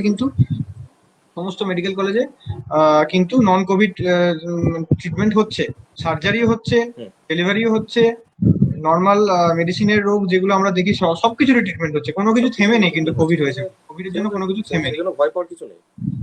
মানে আমাদের কিন্তু ওয়ার্কলোড অনেক বেড়ে গেছে আগের থেকে, কারণ দুটোই আমাদের দেখতে হচ্ছে, কিন্তু তাও অবশ্যই। আচ্ছা, এবার ধরো এই যে সাধারণ মানুষ, তো অসংখ্য মানুষ মারাত্মক ভীতির মধ্যে রয়েছেন, তারা হয়তো একবার কোভিড জয় করেছেন বা তাদের কোভিড হয়নি, তারা বাড়িতে রয়েছেন, তারা ভীতির মধ্যে রয়েছেন। এই অবস্থায় যেটা দেখা যাচ্ছে যে বিভিন্ন রোগের ক্ষেত্রে এই কদিন বাদ, 2 দিন বাদ থেকে ভ্যাকসিনেশনও শুরু হবে 18 থেকে 45। তো বিভিন্ন রোগের ক্ষেত্রে রক্ত একটা ভীষণ প্রয়োজনীয় জিনিস। সেক্ষেত্রে আমরা জানি যে এই 18 থেকে 65 বছরের মানুষ রক্ত দিতে পারে, তার মধ্যে 18 থেকে 45-এর মানুষই বেশি রক্ত দেয়, তো তার 45-এর পরে ডায়াবেটিস বা অন্যান্য রোগ জন্য রক্ত দিতে পারে না। তো এই যে ভ্যাকসিন বা তার আগের যে ভীতি, এই গোটা বিষয়টা মিলিয়ে রক্তের একটা ব্যাপক ঘাটতি দেখা যাচ্ছে। এইটা তোমরা সামনে থেকে কি করে মেটাচ্ছ? মানে আমার ব্যক্তিগত একটা মানে জিনিস আমি বলি, ব্যক্তিগত একটা অভিজ্ঞতা বলি। আমার খুব পরিচিত একজন থ্যালাসেমিয়ার রোগী, সে তিন দিন ধরে রক্ত পায়নি সেই বাচ্চা। তো এইটা তো আমরা ফেস করছি, এটা নিশ্চয়ই সিএমসি তেও ফেস করছি, অবশ্যই বর্ধমান মেডিকেল কলেজেও ফেস করছি। এটা তোমরা কিভাবে ডিল করছো? রক্তের একটা অপ্রতুলতা তৈরি হয়েছে, কারণ ওই তার অনেকগুলো ফ্যাক্টর আছে। মানে মানুষ ভাবছে যে আমি রক্ত দিতে গেলে আমার কোভিড হয়ে যাবে, আমি যদি যেখানে আমি রক্ত দেবো সেখান থেকে আমার কোভিড হয়ে যাবে, বা মানে হসপিটালে রক্ত দেবো আমি, তো সেখান থেকে আমার কোভিড হয়েছে, এরা মানে ভীতি কাজ করছে। কিন্তু সত্যি কথাই তাই যে রক্ত মানে কোভিড হওয়া বা না হওয়ার সঙ্গে রক্ত দেওয়া বা ভ্যাকসিন নেওয়ার কোনো সম্পর্ক নেই। কোনো সম্পর্ক নেই। যেটা বলা হয় যে ওই অ্যাকিউট ফেজটা যখন আপনার কোভিড হচ্ছে, যতক্ষণ আপনি কোভিড থেকে সেরে উঠছেন, সেই সময়টাতে আপনি রক্ত দেওয়া থেকে বিরত থাকবেন। তাছাড়া কিন্তু আমার কোনো রকমের কোনো কন্ট্রাইন্ডিকেশন নেই, রক্ত দিতে পারবেন না। বা এবং আমি মানে আমি শিলাদিত্য দুজনেই এই কথাই বলবো যে রক্ত দিন, সত্যি করেই তাই যে কোভিড কিন্তু 2 বছর এসছে কিন্তু, বা যাই হোক চলেও যাবে, কিন্তু এই মানুষগুলো যারা কিন্তু রক্তের অপেক্ষায় বসে থাকে, যেমন থ্যালাসেমিয়া যেটা সুদীপ্ত বললো, খুব খুব একদমই একটি একদমই। মানে ভাইটাল, যেখানে রক্ত দেওয়া, সেখানে কিন্তু রক্ত না পেলে অনেকগুলো মানুষের জীবন সংকট হতে পারে। সুতরাং রক্ত দেওয়া থেকে বিরত থাকবেন। আচ্ছা, এই যে বললে কোভিড চলে যাবে, এখন প্রত্যেকটা মানুষের তোমাদের কাছে একটাই জিজ্ঞাসা যে কবে যাবে, কতদিন লাগবে আর সময়? এটা খুবই জ্যোতিষী হলে ভালো হতো, মানে এটা তো সত্যি করে বলা যায় না, বলতে পারবো না, আমি জানিও না কবে যাবে, সত্যি তাই। কিন্তু তবে হ্যাঁ, ওই একটা একটা জিনিস যে মানে এই ওয়েভটা কমে যাওয়ার পর কিন্তু মানে ভ্যাকসিনেশন সব হয়ে যাওয়ার পর মানুষ কিন্তু আবার সেই মাস্ক ফাক্স খুলে যেন মেলা বসিয়ে না ফেলে আর কি। এটাই জাস্ট মানে এর পরেও যেন 6 মাস যেন কন্ট্রোল করে এটা, মানে এটাকে তাহলে মেনটেন আবার করে থার্ড ওয়েভ চলে। কিন্তু দেখতে হবে আমাদের, কিন্তু একদম, নাহলে থার্ড তাহলে আবার ওয়েভ থার্ড আবার ওয়েভ দেখতে আসবে। হতে পারে। কবি সুমনের কথায় যে আশা নিয়ে ঘর করি আশায় পকেট ভরি, অবশ্যই তাই, আমাদেরকে আশা নিয়েই বাঁচতে হবে। তবু একটা বিষয়ে যে এই যে ধরো আর 45 বছর পর্যন্ত অধিকাংশ মানুষ ভারতের ভ্যাকসিনেটেড হয়ে গেছেন, ফার্স্ট ডোজ পেয়ে গেছেন, তবুও আমরা কেন এতটা অসহায়? ভ্যাকসিনেটেড হওয়ার পরেও এতটা কেন অসহায়? আমরা দেখতে পাচ্ছি যে অনেক মানুষ এই 65, 60, 65 বছরের বয়স্ক অনেক মানুষ প্রতিদিন হাসপাতালে ভর্তি হচ্ছেন, বাড়িতে ট্রিটমেন্টে থাকছেন, কেন এতটা অসহায় আমরা?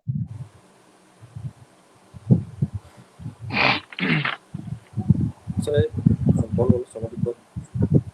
না, 65 বছরের উপরে যে কথাটা, মানে হ্যাঁ, ওই জন্য আমি আগেও একটা এক্সাম্পল দিলাম, ফার্স্ট ওয়েভের সময় 65 বছরের উপরে যতটা আমরা মৃত্যু হার দেখতাম, এখন কিন্তু অনেক কম। অনেক সুতরাং কম, এটা কিন্তু আমরা, অবশ্যই। হ্যাঁ, এটা আমরা বুঝতেই পারছি যে তাহলে ভ্যাকসিন কোথাও না কোথাও কাজ করছে। না হলে তো যে হারে লোকজন আক্রান্ত হচ্ছে, তাতে কিন্তু থেকে বেশি ভালনারেবল পপুলেশন তো 60 বছরের ওপর, তো তাদের মৃত্যু হুম। হারটা সব থেকে বেশি হওয়ার কথা ছিল, কিন্তু হচ্ছে না। তাহলে সেটা নিশ্চয়ই একটা কারণ হচ্ছে ভ্যাকসিন। তো আশা অবশ্যই। করা যায় ভ্যাকসিন আচ্ছা। ড্রাইভটা যখন কমপ্লিট আর হবে, হ্যাঁ, তখন আর মানে যেটা যেহেতু মৃত্যু যেটা হারটা যেটা 45-এর মধ্যেও কমে আসবে।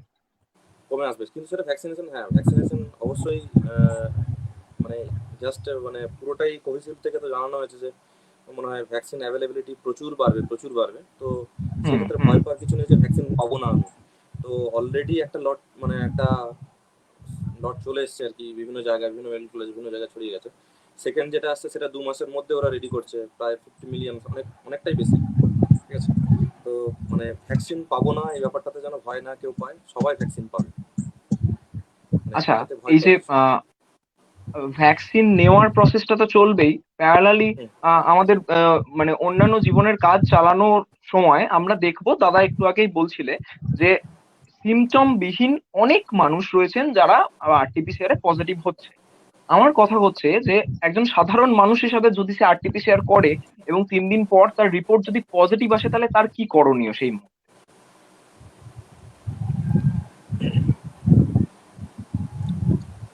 রিপোর্ট পজিটিভ প্রথম এলে তো তাকে মানে রিপোর্ট যদি পজিটিভ আসে সেক্ষেত্রে নিয়ারেস্ট কোনো মানে ডাক্তারবাবুর সাথে কনসাল্ট করাটা আমার মনে হয় উচিত। মানে মানে হয়তো তার কাছে আপাত দৃষ্টিতে মনে হচ্ছে যে এগুলো আমার কোনো সিমটমস নয়, সেগুলোকে উপেক্ষা করা একদমই ঠিক না প্রথম দিকে। হয়তো হালকা গলা ফুসফুস করছে, সেটাকে একদমই নেগলেক্ট করাটা উচিত না। বা আমার হালকা জ্বর আসছে, এটা একদমই নেগলেক্ট করা উচিত না। এটা এই এই সমস্ত ডিসিশন মানে কোনটা আমার কি উপসর্গ, এটা কি, এগুলো প্রত্যেকটাই কিন্তু ডিসাইড করতে দিন আপনার চিকিৎসক, যাকে আপনি দেখাচ্ছেন গিয়ে তাকেই ডিসাইড করতে দিন। হুম। আপনি নিজে থেকে কোনো ডিসিশন নেবেন না, বা বাড়িতে মানে হ্যাঁ কিছু হয়নি বা এই এই সমস্ত মানে নেগলেক্টেড ব্যাপার যেন না করা হয়। রিপোর্ট পজিটিভ এসছে মানে ডিরেক্টলি আপনি গিয়ে আমরা তো নাম্বারও বিভিন্ন দিয়েছি, সেখানেও কন্ট্যাক্ট করতে পারেন, বা আপনার কাছাকাছি যে কোনো ডাক্তারবাবুর কাছে আপনি কনসাল্ট করান। আমার ডাক্তারবাবু যেটা বলবে আচ্ছা, সেটাই কিন্তু দাদা মাথায় রাখতে হবে। দাদা যেটা বললো শিলাদিত্য দা, আমি এটা রেস ধরেই বলছি যে অনেক সময় দেখা যাচ্ছে যে ডাক্তার অপ্রতুল, ডাক্তার পাওয়া যাচ্ছে না বিভিন্ন কারণেই হোক। তো এইটা কি মানে সাধারণ মানুষকে অনেক বেশি ডাক্তার করে দিচ্ছে? তারা নিজেদের মতো করে একটা ট্রিটমেন্ট করা শুরু করছে, নিজেদের মতো ওষুধ খাওয়া শুরু করছে। এটা একদম এটা একদম এটা আমরা রিসেন্টলি দেখতে পাচ্ছি, এবং এইটা কিন্তু খুব একটা ঠিক নয়, ঠিক কাজ নয়। দেখুন ব্যাপারটা ডাক্তার অপ্রতুল ঠিকই, সেই জন্য কিন্তু সব ডাক্তার সংগঠন থেকে শুরু করে সবাই, মানে আমরা যতটা পারছি সবাই কিন্তু হেল্প করার চেষ্টা করছি। মানে এটা ফেসবুকেও দেওয়া আছে, আমাদের সবার নাম্বার, ফোন নাম্বার দেওয়া আছে, সবকিছু দেওয়া আছে। সুতরাং ডাক্তার অপ্রতুল, হয়তো ফিজিক্যালি অপ্রতুল, কিন্তু ফোনে তো সবসময় অ্যাভেলেবেল, সুতরাং তার পরামর্শ আপনি নেবেন। এবং এই যে ডাক্তারবাবুকে না জিজ্ঞেস করে ওষুধ স্টার্ট করে দেওয়া, বিশেষ করে যেটা সব থেকে মারাত্মক জিনিস, সেটা হচ্ছে স্টেরয়েড। স্টেরয়েডের স্টেরয়েড যে একটা একদম। খুব, মানে এই হুম। ফেসবুকটা তো খুব একটা, মানে একদিকে ভালো একদিকে খারাপ। তো ফেসবুকের মাধ্যমে জানতে পারছি বোধহয় কোভিডে বোধহয় স্টেরয়েড নিলেই আমার কোভিড সেরে যাবে, কিন্তু এটা একদম নয়। একদমই স্টেরয়েড না। হচ্ছে একটা ডবল এজ শট, মানে হচ্ছে মানে ঠিক টাইমে আমাকে স্টেরয়েডটা দিতে হবে, সেটা কিন্তু ডাক্তারবাবু ছাড়া কেউ বুঝতে পারবে না। কারণ আগে যদি স্টেরয়েড দিই তাহলে কিন্তু কোভিডটা মারাত্মক হয়ে যেত। অনেকটা সুতরাং মারাত্মক হয়ে যেতে হ্যাঁ, পারে, মানে শুরুতেই নিজে কিন্তু নিজে ওষুধ স্টেরয়েড নিয়ে একদম নেবেন না।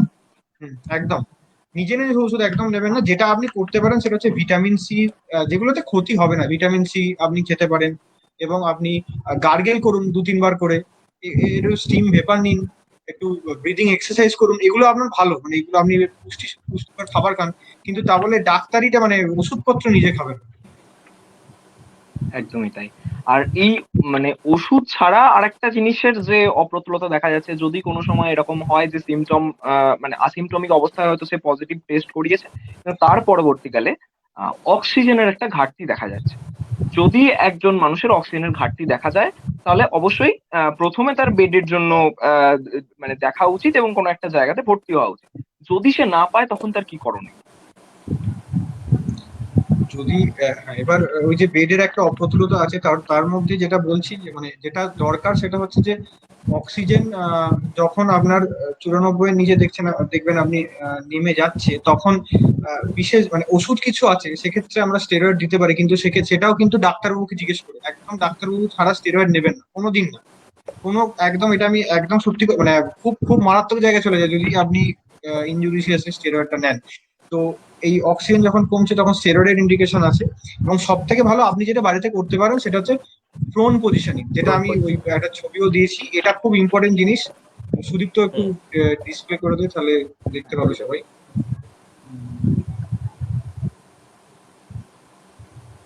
এই যে এই প্রোন পজিশনিংটা অনেকদিন আগে থেকে আমরা মানে আমাদের অন্যান্য রোগের ক্ষেত্রে ব্যবহার হয়। তো আরেকটু জুম করে দে, নাহলে তো কিছু দেখাও যাচ্ছে না। হুম, একদম। তো এখানে দেখা যাচ্ছে প্রোন পজিশনিং, মানে আমি জিনিসটা যেটা হচ্ছে যে আপনি যদি দেখা যায় যে 94 এর নিচে অক্সিজেন স্যাচুরেশন নেমে যাচ্ছে, তো এই চারটে পজিশন আছে। মানে এই পোস্টার গুলোতে আপনি যদি থাকেন 30 মিনিট থেকে 2 ঘন্টা করে, তো সেক্ষেত্রে দেখা যাচ্ছে আপনার স্যাচুরেশন কিন্তু মোটামুটি 5 থেকে 10% বেড়ে যাবে। এটা আমার খুব খুব উপকারী। এই যে এখানে আপনি ছবিতে দেখতে পাবেন, এটা আমি পরে সুদীপ্তকে বলবো যেন শেয়ারও করে দেয়, এটা খুব উপকারী জিনিস। এক্ষেত্রে এই যে প্রথমে আপনি করবেন একদম মানে শুয়ে পড়বেন, যেরকম করে চিত হয়ে শোয়ার কথা লেখা আছে সেরকম করে শুয়ে পড়বেন। এই যে বালিশের পজিশনটা কেন খুব ইম্পর্টেন্ট, এখানে দেখবেন আপনি হুম। বালিশটা কিন্তু একটা বালিশ আছে পায়ের তলাতে, একটা বালিশ আছে আপনার কোমরের ঠিক তলায়, আর একটা আছে মাথার ওখানে। তার মানে আপনার মেন মেন উদ্দেশ্য যেটা হবে যে পেট, আপনার যে পেটটা কোনোভাবেই যেন মানে কম্প্রেস না হয়, পেটটা যেন আপনি না ফ্রি হয়। থাকে। পেট যত ফ্রি থাকবে তত আপনার ডায়াফ্রাম, যেটা মধ্যচ্ছদা বলি, যেটা আমাদের রেসপিরেশনে সাহায্য করে, সেইটা ফ্রি ভাবে মুভমেন্ট করতে পারবে। তো সবসময় এইটা মনে রাখবেন যে এইভাবে পজিশনিং করে শুলেও কিন্তু কোমরের নিচে বালিশ রাখবেন, পেটটাকে কোনো রকম ভাবে আপনি কম্প্রেস করবেন না। এইভাবে আপনি 2 ঘন্টা শুয়ে থাকবেন। থেকে দেখুন সেকেন্ড পজিশনটা হচ্ছে আপনি, এটাকে আমরা বলি যে রাইট ল্যাটারাল পজিশন, মানে ডান দিকে ঘুরে শোবেন। তারপরে 2 ঘন্টা আপনি একটু বসবেন, বসে একটু ব্রিথিং এক্সারসাইজ করবেন। যেমন আপনি শ্বাসটা ধরে রেখে 10 গুনবেন, তারপর আস্তে আস্তে শ্বাসটা ছাড়বেন। যেগুলো আমরা প্রাণায়াম করে থাকি ওই রকম প্রাণায়াম করতে পারেন, ওটাও খুব উপকারী।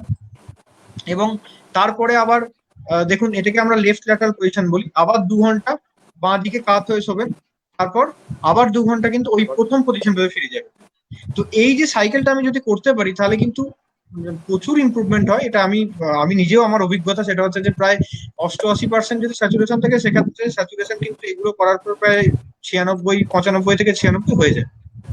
তো এইটা আপনারা যতক্ষণ না বেড পাচ্ছেন বা যতক্ষণ না অক্সিজেন জোগাড় হচ্ছে এই পজিশনটা করতে পারেন, এবং এটা খুবই হেল্পফুল। আচ্ছা, আহ, এই প্রোনিং যে ওয়ার্ড বা এই এই বিষয়টা সম্বন্ধে আমরা জানলাম। আচ্ছা, আমাকে একটা কথা বলো যে অনেকগুলো আহ, এই টার্মিনোলজি সম্বন্ধেই এই কোভিড পরিস্থিতিতে আমাদের পরিচিতি হয়েছে। সেরকম একটা ডিভাইসের সাথে পরিচিতি হয়েছে, সেটা হচ্ছে অক্সিমিটার। অক্সিজেনের কথা যখন আসছে, এখন অক্সিমিটার অপরিহার্য। অক্সিমিটারের ইউজটা একটু যদি বলে দাও। আচ্ছা, অক্সিমিটারটা যেটা করবে সেটা হচ্ছে যে অক্সিমিটারে দেখবে যে মানে পালস ওয়েভটা শো আচ্ছা, আমি করে, আমি স্পিড হ্যাঁ, মানে আমি অক্সিমিটারে শো একটা করে। অক্সিমিটার আমি একটা অক্সিমিটার নিয়ে আসছি, একটু ওয়েট, মানে দাদা তাহলে আমার মনে হয়, কাছে আছে, তাই তো নাকি? তোর কাছে আছে, তাহলে তুই দেখ, তুই দেখ তাহলে।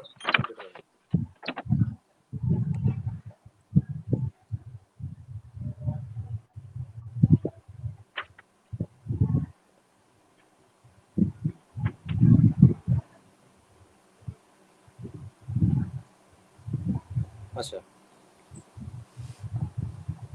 দেখানো যাচ্ছে, হ্যাঁ, দেখতে পাচ্ছেন হ্যাঁ, হ্যাঁ, যে এই দেখা যে যাচ্ছে, হ্যাঁ। ছোট ছোট ছোট ছোট ওই পাহাড়ের মতো যেটা দেখা যাচ্ছে পিক, ওইটা ওটা আসা পর্যন্ত আপনি ওয়েট করুন অক্সিমিটারে। সেকেন্ড যেটা, যে 1 মিনিট লাগিয়ে দেখুন যে আপনার স্যাচুরেশনটা যেন কোনো একটা জায়গায় গিয়ে ফিক্স হয়ে যায়।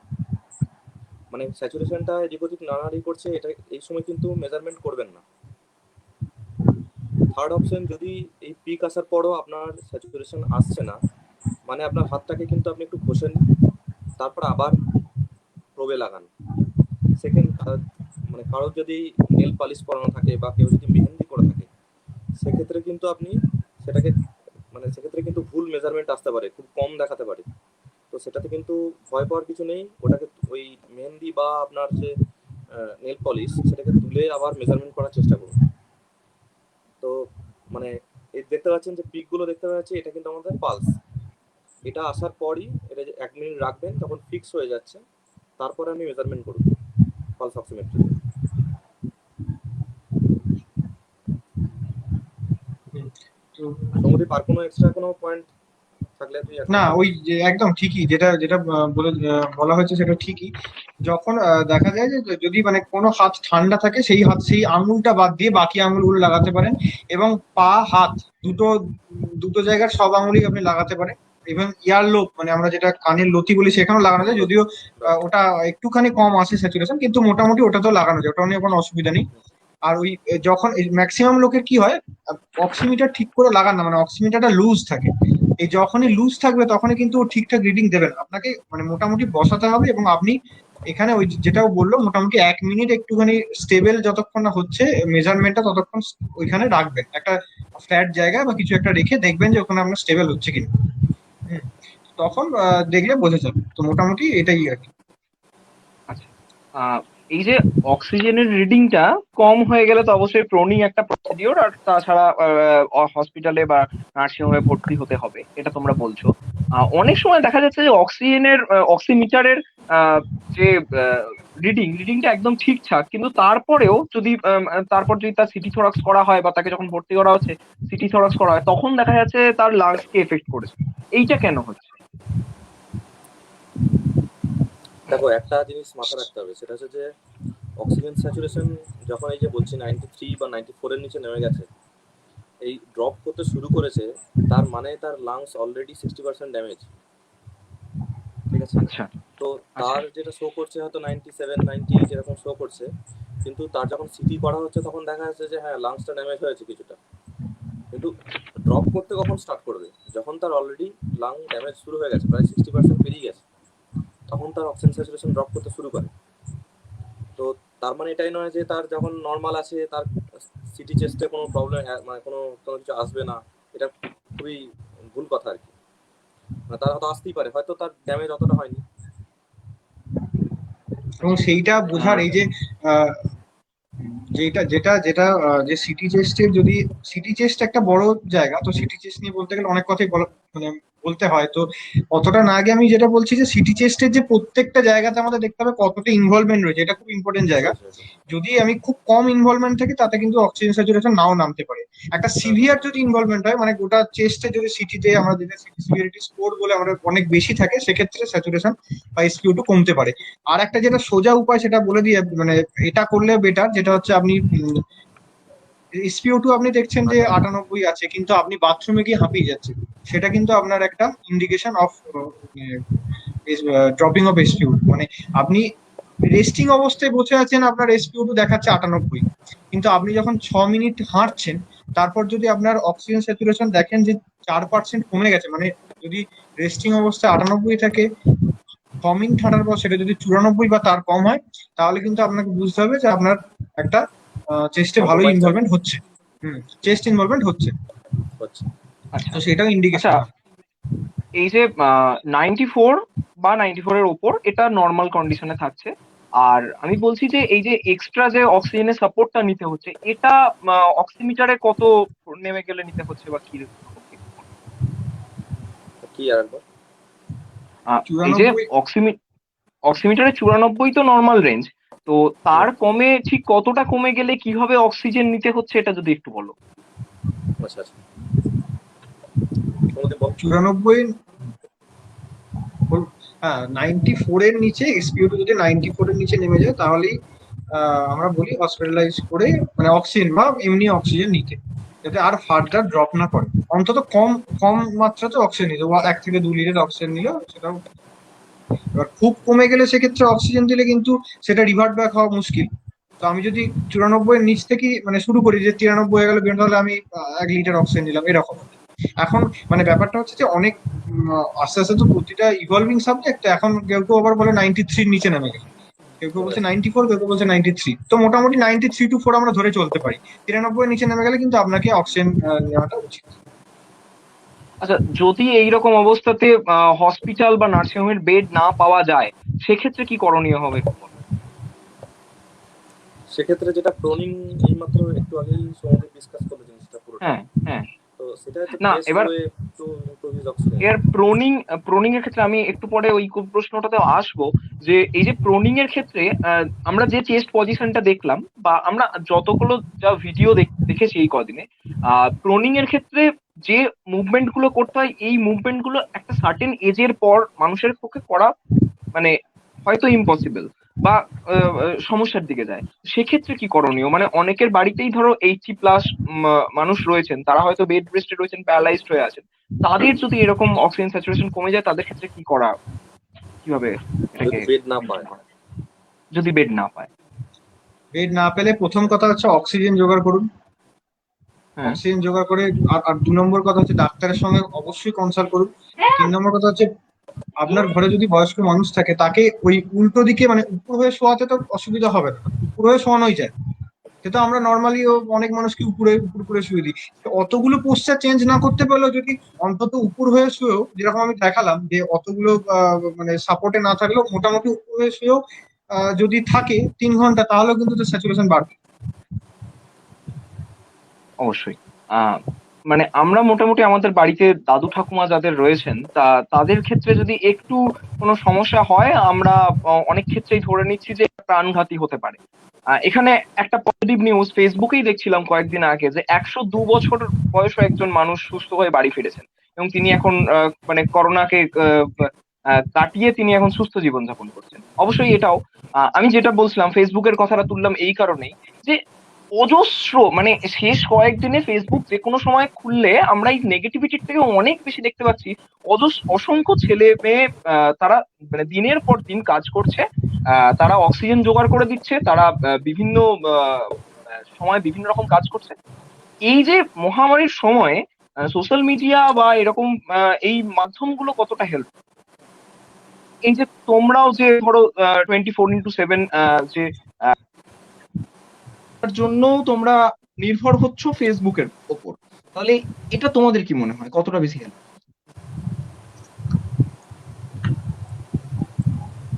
এখন আমার তো মনে হচ্ছে মানে অনেকটাই মানে খুবই হেল্পফুল, কারণ মানে আমরা যেভাবে রেসপন্স পাচ্ছি বা ফোন কলস পাচ্ছি, তো আমার মনে হয় যে জিনিসটা খুবই হেল্পফুল আর কি, বা যারা অক্সিজেন জোগাড় করে দিচ্ছ এই টাইমে, বা লোকজনকে হেল্প করছো তাদের নাম্বার দিয়ে, ফোন নাম্বার দিয়ে, বিভিন্ন জায়গার ফোন নাম্বার দিয়ে, বা তো তাদেরকে সত্যি করেই ধন্যবাদ। কারণ মানে সবাই মিলে এগিয়ে এলেই জিনিসটাকে আটকানো সম্ভব।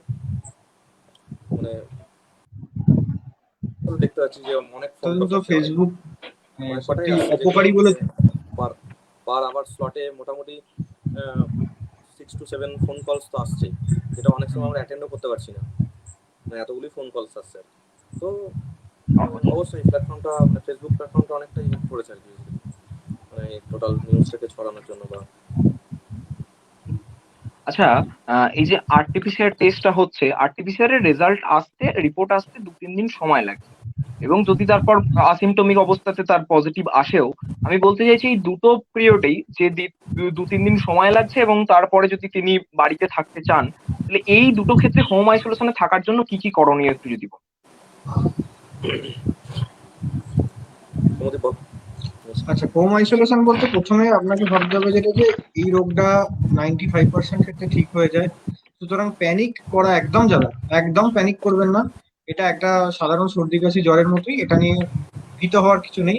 আর 2 নম্বর কথা হচ্ছে, এই এতগুলো ডাক্তারের লিস্ট আছে, এতগুলো ডাক্তারের নাম ফোন নাম্বার দেওয়া আছে ফেসবুকে, তাদের সঙ্গে যে কোনো সময় কন্ট্যাক্ট করুন, টাইম স্লট দেখে কন্ট্যাক্ট করুন, তারা আপনাকে উপদেশ দিয়ে দেবে কি করতে হবে। আর চেষ্টা করবেন যে মানে চেষ্টা না, একদম এটা করতেই হবে, বাড়ির অন্যদের থেকে পুরোপুরি আলাদাভাবে সেপারেট ভাবে থাকতে হবে।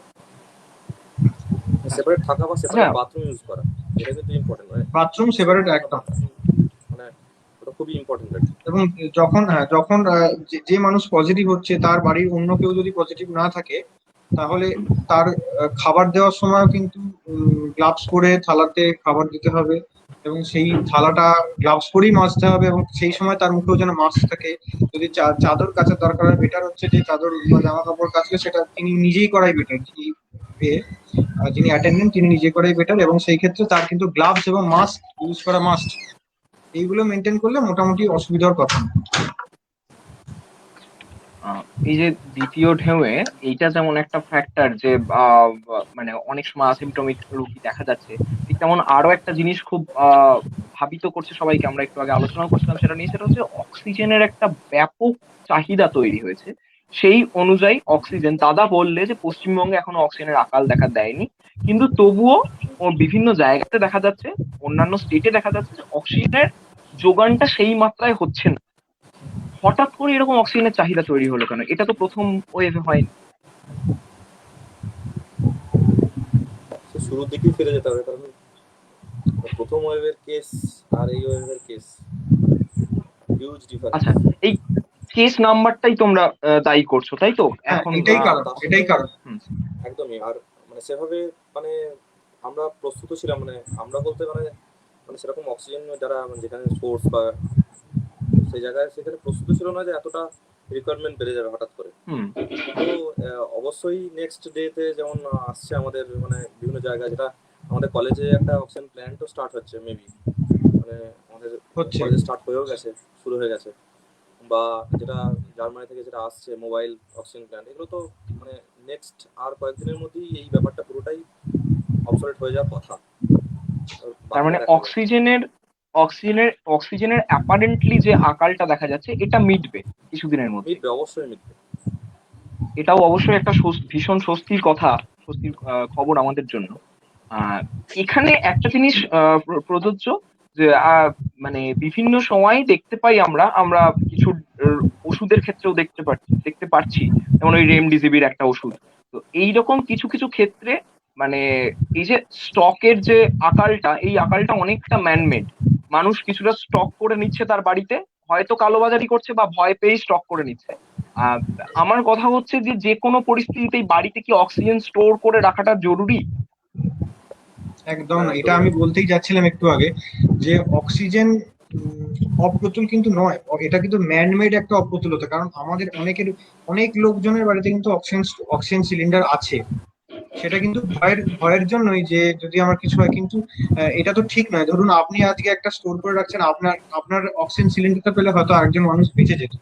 এটা তো বেঁচে সত্যি যেতে কথা। হবে। এবং আপনি, হ্যাঁ মানে এইটা কখনোই ভাববেন না যে আপনার কিছু হলে আপনাকে অক্সিজেন দেওয়ার মানে অক্সিজেন পাওয়া যাবে না, এটা একদমই নয়। এই এই এই ম্যানমেড যে একটা মানে স্কারসিটি তৈরি হচ্ছে, এটা বন্ধ হওয়া দরকার। এটা একদমই ঠিক। আর দয়া করে আপনারা কেউ বাড়িতে অক্সিজেন স্টোর করে রাখবেন না, কারণ আপনার দরকারে মানে আপনার এই অক্সিজেন রাখার জন্য হয়তো অন্য অনেক 2-3 জনের প্রাণ চলে যেতে পারে। তো মানে জাস্ট এই কাজটা করাটা ঠিক না। আর আপনার সময় আপনি ঠিক পাবেন, মানে একটু সেটা ভরসা করে চলতে হবে একে অপরকে এই এই দুর্যোগের সময় অ্যাটলিস্ট। আচ্ছা, আর যেটা আমরা তুমি মানে যাবতীয় যা কথাবার্তা, বলো।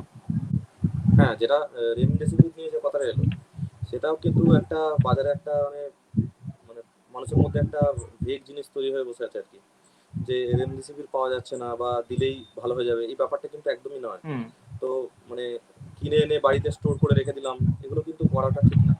মানে রেমডেসিভির মানে ভালো করে দেয় না, এটা একটা মাথায় রাখতে হবে যে একদম রেমডেসিভির কখনোই কোনো মানে ম্যাজিক ড্রাগ কিন্তু নয়। ম্যাজিক নয় ব্যাপারটা। রেমডেসিভির আর দিলে, হ্যাঁ, রেমডেসিভির দিলে পুরোপুরি কোভিড মুক্ত হয়ে যাবেন, এটা একদমই নয়। কিন্তু একদমই রেমডেসিভির একটা টাইম পিরিয়ডের মধ্যে দিতে হয়, প্রথম 5 থেকে 10 দিনের মধ্যে দিতে হয়, সেটা 10 ভাইরাল দিনের মধ্যে রেপ্লিকেশন থাকতে হবে, তখন দিতে হবে। আদারওয়াইজ কিন্তু রেমডেসিভির কোনো কাজ করে না। কাজ করে না। সুতরাং রেমডেসিভির নিয়ে মানে অত একদম প্যানিক করার কিছু নেই যে পাওয়া যাচ্ছে না বা কিছু, কোনো মানে কোনো ভাবনারই দরকার নেই। আচ্ছা, আমাদের এই যে মানে যাবতীয় যত রকমের চিন্তা এই রোগ সংক্রান্ত, সেই মানে চিন্তাগুলোর একটা ব্রেক থ্রু এসেছিল যখন ভ্যাকসিনটা এসেছিল প্রথম। ইন্ডিয়া মেড ভ্যাকসিনটা যখন দেওয়া শুরু হয়েছিল তখন। তো আহ, এই ইতিমধ্যে যেটা ঘটেছে যে ভাইরাসটা একটা স্ট্রেন চেঞ্জ করে নিয়েছে, এবং দেখা যাচ্ছে কিছুদিন আগে আমি একটা রিপোর্টে দেখছিলাম মুম্বাই এবং কলকাতাতে হয়তো থার্ড স্ট্রেনটাও পাওয়া গেছে। এবং আরএনএ ভাইরাস, সায়েন্সের স্টুডেন্ট হওয়ার খাতিরে আমি জানি যে এটা যে কোনো সময় তার ভ্যারিয়েন্ট চেঞ্জ করতে পারে। তাহলে আমার কথা হচ্ছে যে এই যে ভ্যাকসিন তো তৈরি হয়ে গেছে, ভ্যাকসিন আমরা নিচ্ছিও, আমরা তোমরাই বললে পজিটিভলি ভ্যাকসিন নেওয়ার কথা। তো এই যে যতবার স্ট্রেনটা চেঞ্জ হবে, ভ্যাকসিনটা কতটা এফেক্টিভ হবে স্ট্রেনটা চেঞ্জ হওয়ার পরে? দেখো, ব্যাপারটা হচ্ছে আজকে কিন্তু আমরা দেখতে পাচ্ছি দুটো স্ট্রেন কি তিনটে স্ট্রেনের কথা জানছি, যে B1617, যেটা আমরা ডবল মিউটেন্ট বলছি, অ্যাকচুয়ালি ডবল মিউটেন্ট না, 5টা লেটেস্ট, থেকে হ্যাঁ। 14টা মিউটেশন হয়েছে, হ্যাঁ। আর যেটা ওয়েস্ট বেঙ্গলের B1618, ওটাও একটা মিউটেন্ট। কিন্তু এই দুটোর কথা শুধু নয়, 24,000 মিউটেশন হয়েছে এখন অব্দি এই ভাইরাসটা, 24,000 মিউটেশন হয়েছে, 24,000 কি তারও বেশি। সুতরাং আরএনএ ভাইরাস, যেটা তুমি বললে, আরএনএ ভাইরাসের মিউটেশন হওয়াটা কিন্তু কোনো বড় ব্যাপার নয়। ইনফ্লুয়েঞ্জার মিউটেশন হয়, সবারই মিউটেশন, কোনো বড় ব্যাপার না। এবার এই যে ভ্যাকসিন কিন্তু সব স্ট্রেনের এগেনস্টেই কার্যকরী। এটা মানে হয়তো আমরা দেখতে পাচ্ছি কোনো কোনো নিউজে যে একটা স্ট্রেনের এগেনস্টে কার্যকরী নয়, আর একটা স্ট্রেনের এগেনস্টে কার্যকরী। এটা কার্যকরী বলাটা ঠিক, এটা হচ্ছে যে মানে সিভিয়ারিটি কিন্তু সব স্ট্রেনের এগেনস্টেই সমান কাজ করবে। যে কোনো ভ্যাকসিন, কোভিশিল্ড, কোভ্যাক্সিন বা যে কোনো ভ্যাকসিনই হোক, সেটা কিন্তু সিভিয়ারিটি কমাতে যে কোনো স্ট্রেন এর ক্ষেত্রেই কাজ করবে, সেখানে কারণ দ্বিমত নেই কারণ। আচ্ছা, এই যে কোভিশিল্ড আর কোভ্যাক্সিন, অনেকের ক্ষেত্রেই এটা দেখা যাচ্ছে বিভিন্ন যেহেতু ভ্যাকসিনের এখনো পর্যন্ত আমরা ডিজায়ার যতটা ততটা পাইনি, অনেকের ক্ষেত্রেই দেখা যায় যে কোনো একটা পার্টিকুলার ভাইরাসের প্রতি তারা এফেক্টেড হচ্ছেন, এবং মানে তারা সেই ভাইরাসটা নেওয়ার চেষ্টা করছে। তো এই দুটো ভাইরাসকে আলাদা আলাদা করে কোনটা বেশি উপকারী বা কোনটা কম উপকারী, একটু যদি বলো। দেখো, এটাতে মানে একটা মেন পয়েন্ট দেখতে হবে, যেটা ভ্যাকসিনের নেওয়ার ফার্স্ট ডোজ বা সেকেন্ড ডোজ নেওয়ার পর ইনফেকশনের যে ছবিটা দেখিয়েছি, সেটা একটু জাস্ট শো করো। আমি বলছি, সেটা যদি শো করো বেটার হয়। সাউন্ড সাউন্ড কি ড্রপ করছে কোনো কারণে? কানেকশনটা কাটছে, তোর কানেকশন কাটছে। কানেকশনটা কাটছে। আচ্ছা, আমার কানেকশনটা কাটছে, তাই তো? হুম। আমি জাস্ট আরেকবার জয়েন করি তাহলে।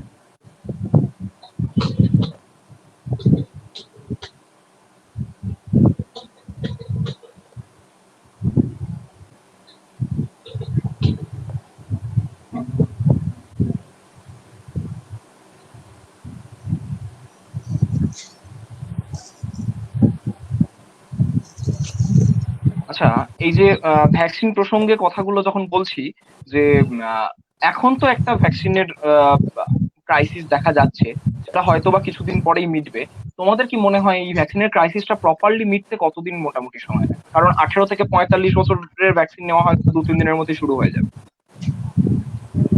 যেটা যেটা বলতে মানে কথাটা যে প্রসঙ্গ উঠছিল সেটা হচ্ছে কোভ্যাক্সিন না কোভিশিল্ড কোনটা বেটার বা এরকম একটা কিছু কোনটা বেটার আগে এটা question একটা হ্যাঁ, প্রশ্ন হ্যাঁ, উঠছিল হ্যাঁ, আর কি। হ্যাঁ, হ্যাঁ। তো তো ওই আমি একটা এটা বলবো গ্রাফ যে দিয়েছে, একটা ছবি আছে, ওটা ব্রেকথ্রু একটু ডিসপ্লে ইনফেকশন ছবি একটা দিয়েছি, ওটা একটু যদি শো করো একটু।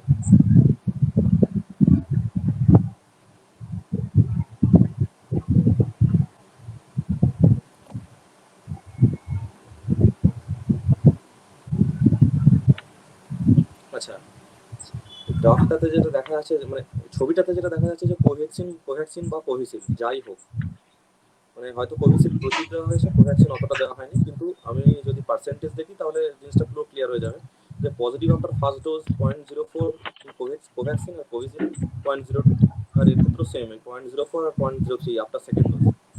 তো আচ্ছা, মানে ছবিটা তুলে নাও, আর কোনো দরকার নেই, জাস্ট কেউ যদি দেখতে চায়।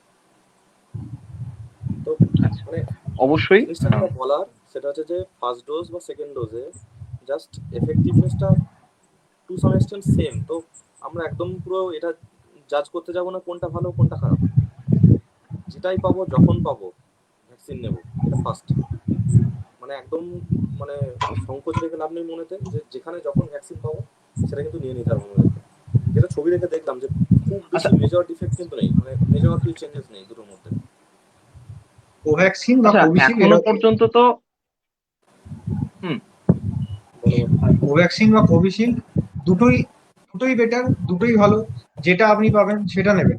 কোনো এরকম কোনো এখনো পর্যন্ত হেড টু হেড ট্রায়াল হয়নি যে কোনটা বেটার কোনটা ভালো বা কোনটা কোনো স্টেনের এগেনস্টে কার্যকরী, এরকম কোনো এখনো ট্রায়াল হয়নি। দুটোই ভালো এবং যেটা আপনি পাবেন সেটাই নেবেন, কিন্তু ভ্যাকসিন নিন, এটা আসল কথা বলার। আচ্ছা, ভ্যাকসিন তো এখনো পর্যন্ত মানে যতটা দরকার ততটা প্রোডাকশন হচ্ছে না, বা এখনো পর্যন্ত ওয়েস্ট বেঙ্গলে ততটা আসছে না। তো আহ, অনেক সময় দেখা যাচ্ছে ফার্স্ট ডোজের পর 42 দিন পর সেকেন্ড ডোজটা, বা 28 দিন পর সেকেন্ড ডোজটা নেওয়ার কথা বলা হচ্ছে। কিন্তু সেই সময় মানে যে পিরিয়ডের মধ্যে নিতে বলছে সেই পিরিয়ডের মধ্যে হয়তো ভ্যাকসিনটা পাওয়া যাচ্ছে না অপ্রতুলতার জন্য। সেক্ষেত্রে কি করণীয় যদি সেই দিনটা পেরিয়ে যায়? সেক্ষেত্রে কি করণীয়? কোনো অসুবিধা নেই। এবার একটা কথা, যে জন্য আগে আমরা মানে আমরা যখন প্রথমে ভ্যাকসিন নিয়েছিলাম তখন জানতাম যে 28 দিনের ব্যবধানে নিতে হয় কোভিশিল্ড, তো এখন আমরা দেখছি যে 42 হুম, থেকে 56 দিন। তো হুম। এটা এটা কেন হলো হঠাৎ করে? এটা হচ্ছে তারপরে একটা স্টাডি বেরিয়েছিল, এটাতে বলা হয়েছিল যে কোভিশিল্ড এফেক্টিভ হচ্ছে যত দেরি করে, যত 6 থেকে 12 সপ্তাহের মধ্যে যদি নেওয়া যায় তাহলে সেটার এফেক্টিভিটি বেশি। তাহলে আমাদের হাতে কিন্তু 12 সপ্তাহ অব্দি টাইম আছে। মানে আমার যদি 6 সপ্তাহ পেরিয়ে যায়, 42 দিন পেরিয়ে গেল মানে আমি নিতে পারবো না, এটা কিন্তু নয়। একদমই মানে ভুল ধারণা যে আমি নিতে পারবো না। 6 থেকে 8 সপ্তাহের মধ্যে যে কোনো দিন নিলেই হবে, ঠিক আছে? সেটা আচ্ছা, এক্সটেন্ড হতে পারে আচ্ছা। আপ টু 12 সপ্তাহ আর পর্যন্ত এক্সটেন্ড বলছি হতে যে পারে। এই যে দুটো ডোজ, ফার্স্ট ডোজ আর সেকেন্ড ডোজ, এই দুটোর কম্পোজিশন কি আলাদা নাকি একই রকম? না না না, কম্পোজিশনটা দুটো জিনিস, একটা হচ্ছে যে কোভ্যাক্সিন আর কোভিশিল্ড। কোভিশিল্ডটা করা হয়েছে কি যে একটা ভাইরাসটাকে আমরা মানে ল্যাবেতে গিয়ে পুরো ইনট্যাক্ট ভাইরাসটাকে মেরে দিয়েছে, নিয়ে ওই যে মৃত ভাইরাসটা ওটা বডির মধ্যে ইনজেক্ট হচ্ছে।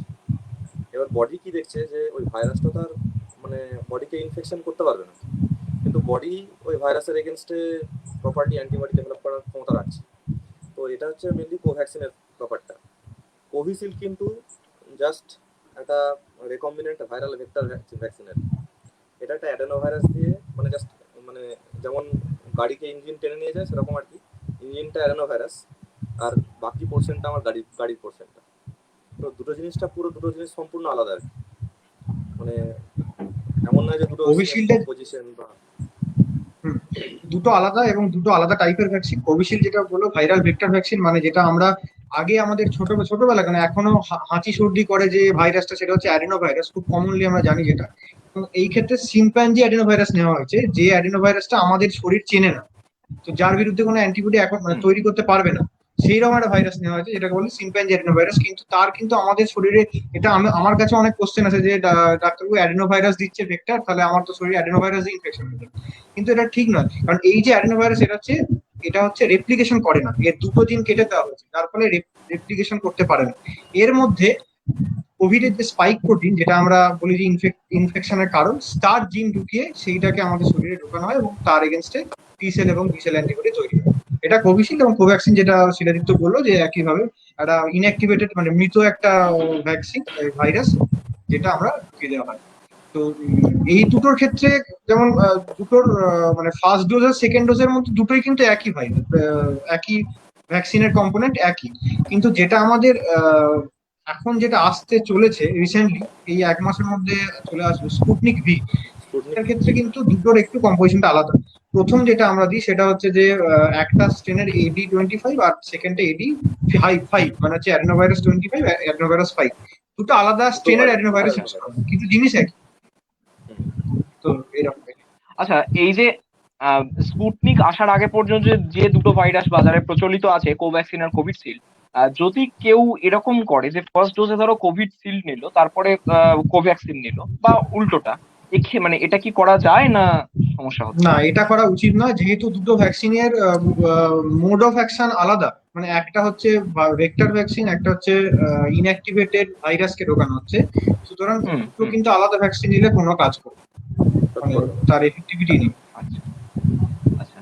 এবার ভ্যাকসিন প্রসঙ্গে, ভ্যাকসিন নেওয়ার পর যে কোনো ভ্যাকসিনই, এটা শুধুমাত্র কোভিড ভ্যাকসিন নয়, যে কোনো ভ্যাকসিন নেওয়ার পর আমাদের মনে যে কথাগুলো আসে যে এই ভ্যাকসিনের সাইড এফেক্ট কি হতে পারে, একটু যদি তোমরা এই ব্যাপারটা ডেমনস্ট্রেট করো। সাইড এফেক্ট বলতে মোস্ট কমনলি যেটা হয় সেটা হচ্ছে ফিভার আছে।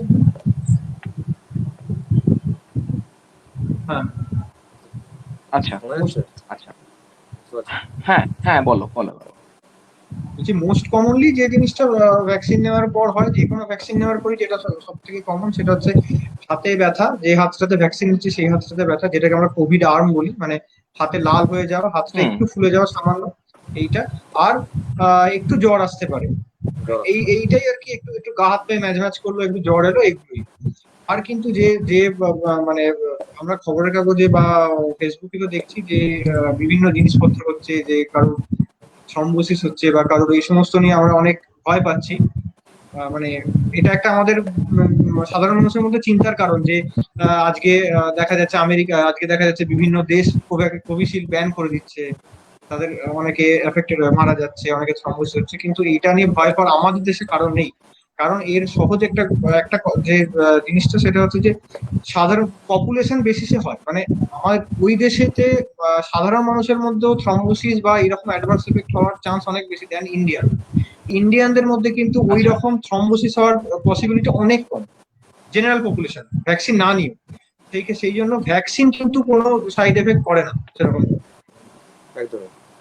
আচ্ছা আচ্ছা। এই মানে ভ্যাকসিন মানে মানে যেটা মানে যে কোনো জিনিসে আর কি, যে কোনো জিনিসের স্টাডি করার জন্য রিস্ক বেনিফিট রেশিওটা একটা ক্যালকুলেট করে।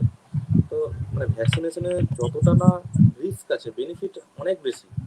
তো এটাতে ভ্যাকসিনেশনে হুম যে হুম তার হুম জন্য যে হুম। ভ্যাকসিনেশন নেবো না বা পিছিয়ে যাবো, এটা করাটা একদমই উচিত না।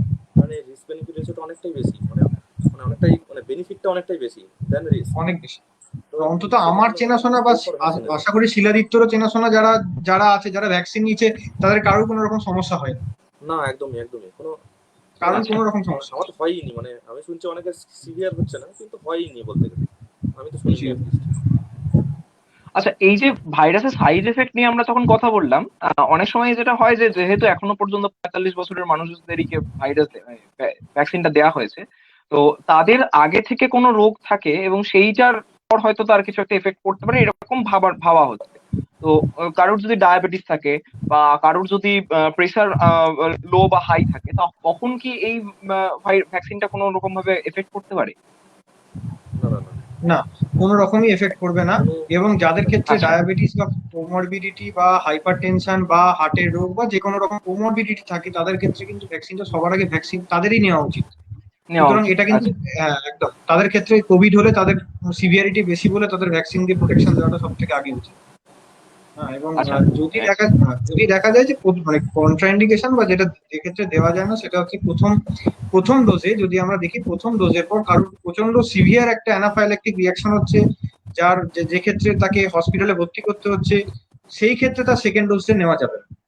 এই একমাত্র এই ক্ষেত্রে কিন্তু ভ্যাকসিনের কন্ট্রাইন্ডিকেশন। আর ইদানিং এখন যেটা বলা হচ্ছে প্রেগনেন্সি আর যারা ল্যাকটেশন যে যারা ল্যাকটেটিং ওমেন যাদের তাদের নেওয়া যায় না, কিন্তু সেইটা এখনো সেরকম মানে আমাদের ইয়েতে লেখা আছে তাদের দেওয়া যায় না, কিন্তু সেটা এখন ট্রায়াল চলছে, আশা করি সেটা কিছুদিনের মধ্যে ক্লিয়ার হয়ে যাবে। আচ্ছা, তুমি যখন ল্যাকটেশনের কথা বললে, ফেসবুকে কিছুদিন আগে একটা মানে জিনিস খুব ভাইরাল হয়েছিল, সেটা হচ্ছে মেনস্ট্রুয়েশন চলাকালীন মেয়েদের ভাইরাস ভ্যাকসিনটা নেওয়া যায় কিনা, এই বিষয়ে কি মত? না না, অবশ্যই নেওয়া যাবে। মেনস্ট্রুয়েশনের সাথে ভ্যাকসিন নেওয়ার কোনো সম্পর্ক নেই।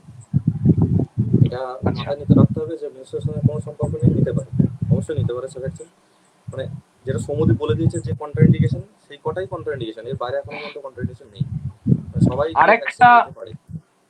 আরেকটা বিষয় হচ্ছে যে আহ, যদি কেউ কোভিড পজিটিভ থাকে, সেই অবস্থায় কি ভ্যাকসিন নেওয়া যায়? না না না, না, আর একটা এটা এটা সেক্ষেত্রে শুধু বলা হচ্ছে কোভিড পজিটিভ নয়, এটা শুধু কোভিড পজিটিভ নয়, যে কোনো অ্যাকিউট ইলনেস এর জন্য, মানে কেউ হয়তো হসপিটালে ভর্তি আছে, কারো হয়তো আচ্ছা, স্ট্রোক হয়েছে, কারো হার্ট অ্যাটাক হয়েছে, মানে যে অবস্থায় সে হসপিটালে ভর্তি আছে, আমি সেই কথাটা বলছি, সেই অবস্থায় নয়। এবং কোভিড হওয়ার 28 দিন মানে 4 উইকস, 4 to 8 উইকস পর থেকে 4 to নেওয়া 8 যায় উইকস। ভ্যাকসিন। আচ্ছা। কোভিড হওয়ার 28 দিন পরেই ভ্যাকসিনটা নিতে পারে। মানে তার মানে এখনো পর্যন্ত ভ্যাকসিনটাই আমাদের সবার ভ্যাকসিন নেওয়া দরকার। একটু যদি তোমরা এই 18 থেকে 45 যে এজ গ্রুপ, এই এজ গ্রুপ কি করে ভ্যাকসিন নিতে পারবে, কিভাবে এটা বুক করা যায়, এটা যদি একটু বলে দাও। এটা তো সিম্পলি যেটা আমাদের কোইন সাইট বা আরোগ্য সেতু যে অ্যাপ আছে, সেখানে গিয়ে মোবাইল রেজিস্ট্রেশন নাম্বার দিয়ে, মোবাইল নাম্বার দিয়ে ওটা ওটিপি আসবে, ওটিপি দিয়ে রেজিস্টার করে তারপরে নিজের আধার কার্ড নাম্বারটা দিয়ে জাস্ট ফিল আপ করে যদি টাইম স্লটটা নিজের মতো করে নিতে পারে আর কি। মানে জাস্ট অ্যাড্রেসটা দিল, কোথায় অ্যাভেলেবিলিটি সেটা দেখিয়ে দেবে। তো সেই অ্যাভেলেবিলিটি জায়গায় তার কখন সময় হচ্ছে সেই সময় গিয়ে স্লট বুক করে সে নিতে পারে। এটা খুবই সিম্পল আচ্ছা, প্রসিডিওর, মানে জাস্ট যেহেতু মোবাইল এই নিয়ে যে তো সবাই হুম হুম অভ্যস্ত আর কি, তো তাদের ক্ষেত্রে কোনো ব্যাপার নয় এটা। এই যে মে মাস থেকে 18 থেকে 45 বছরের মানে মানুষদের ভ্যাকসিন দেওয়া শুরু হবে, আমি বলতে চাইছি যে এই যে 18 বছরের নিচে যারা রয়েছে, আহ, তাদের ক্ষেত্রে কি করণীয় এই মুহূর্তে? তারা তো ভ্যাকসিন পাচ্ছে না। কোভ্যাক্সিনের ক্ষেত্রে 12 বছর এবং কোভিশিল্ডের ক্ষেত্রে 18 বছর, এইটা হচ্ছে একটা এজ ব্যারিয়ার, যে তার আগে ভ্যাকসিন দেওয়া যায় না।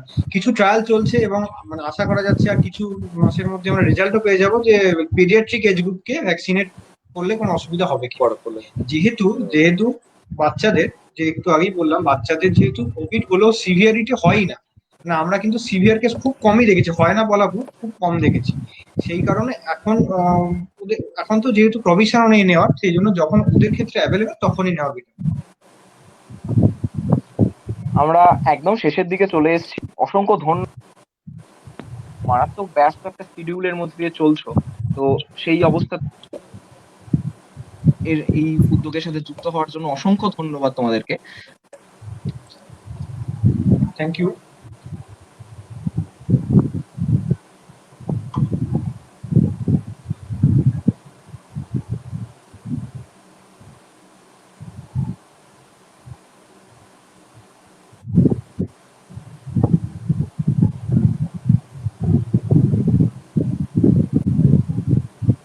একটা নেটওয়ার্ক ইস্যু হয়েছিল। আহ, আমরা একদম শেষের দিকে চলে এসেছি। অসংখ্য ধন্যবাদ এই ব্যস্ত শিডিউল থেকে এই সময়টা দেওয়ার জন্য। আমরা ভবিষ্যতেও আবার যখন, এমনি তো তোমরা হেল্পলাইন এখন চালিয়েই যাবে, চালাচ্ছো তোমরা। তো ভবিষ্যতে যখন দরকার পড়বে তখন অবশ্যই তোমাদেরকে পাশে পাবো আমরা জানি। এবং আমাদের দিক থেকে তোমাদের কাছে মানে বিনীতভাবে অনুরোধ এটা যে নিজেদের খেয়াল রাখো। তোমরা আহ, একদম ফ্রন্ট লাইনে থেকে কাজ করছো এবং তোমাদের সুস্থ থাকাটা এই সময় সব থেকে বেশি জরুরি। অসংখ্য ধন্যবাদ এই সময়টা দেওয়ার জন্য। ভালো থ্যাংক থাকো, ইউ। সুস্থ হ্যাঁ, থাকো। Thank you. Thank you, thank you. সবাই সুস্থ থাকুন, সাবধানে থাকুন, আর কোভিড নিয়ে অযথা আতঙ্কিত হওয়ার কোনো কারণ নেই। কোভিডকে আমরা সহজেই জয় করতে পারবো, এই বিশ্বাস আমাদের আছে। যেমন আমরা আগেও প্রথম ওয়েভটাকেও কমিয়ে আনতে পেরেছি, সেকেন্ড ওয়েভও পারবো। শুধু আপনাদের সহযোগিতা চাই। আহ, আমরা তো দিনরাত এক করে পরিশ্রম করে যাচ্ছি এবং যাবো, এবং এটা নিয়ে কোনো ডাউট নেই, কিন্তু সেক্ষেত্রে আপনাদের সহযোগিতাটা মাস্ট। আপনারা আপনাদের যেটা করার, আপনারা মাস্ক পরুন, বারবার একটাই কথা, দূরত্ব বিধি পালন করুন, ভিড় জায়গায় যাবেন না, স্যানিটাইজার ইউজ করুন এবং ভ্যাকসিন, এই জিনিসগুলো আপনি যদি করতে পারেন দেখা যাবে যে আশা করি 2 মাসের মধ্যে আমরা একটা ভালো একটা দিকে যেতে পারবো। 2 মাস পর তখন আবার একটা লাইভ করবো আশা করি। লাইভ। অবশ্যই অবশ্যই, এবং তখন এইরকম ভাবে বাড়িতে থেকে থেকে নয়, আমরা যদি একসাথে যুক্ত হতে পারি তখন আবার আমরা লাইভ করব, আবার দাদাদেরকে পাবো, তখন আমরা সমস্ত বিষয়টাকে সেলিব্রেট করবো, সমস্ত জয়টাকে সেলিব্রেট করবো। অসংখ্য ধন্যবাদ তোমাদের সাথে থাকার জন্য। Thank you. শুভরাত্রি সকলকে, আবার দেখা হবে অন্য কোনো পর্বে। Thank you.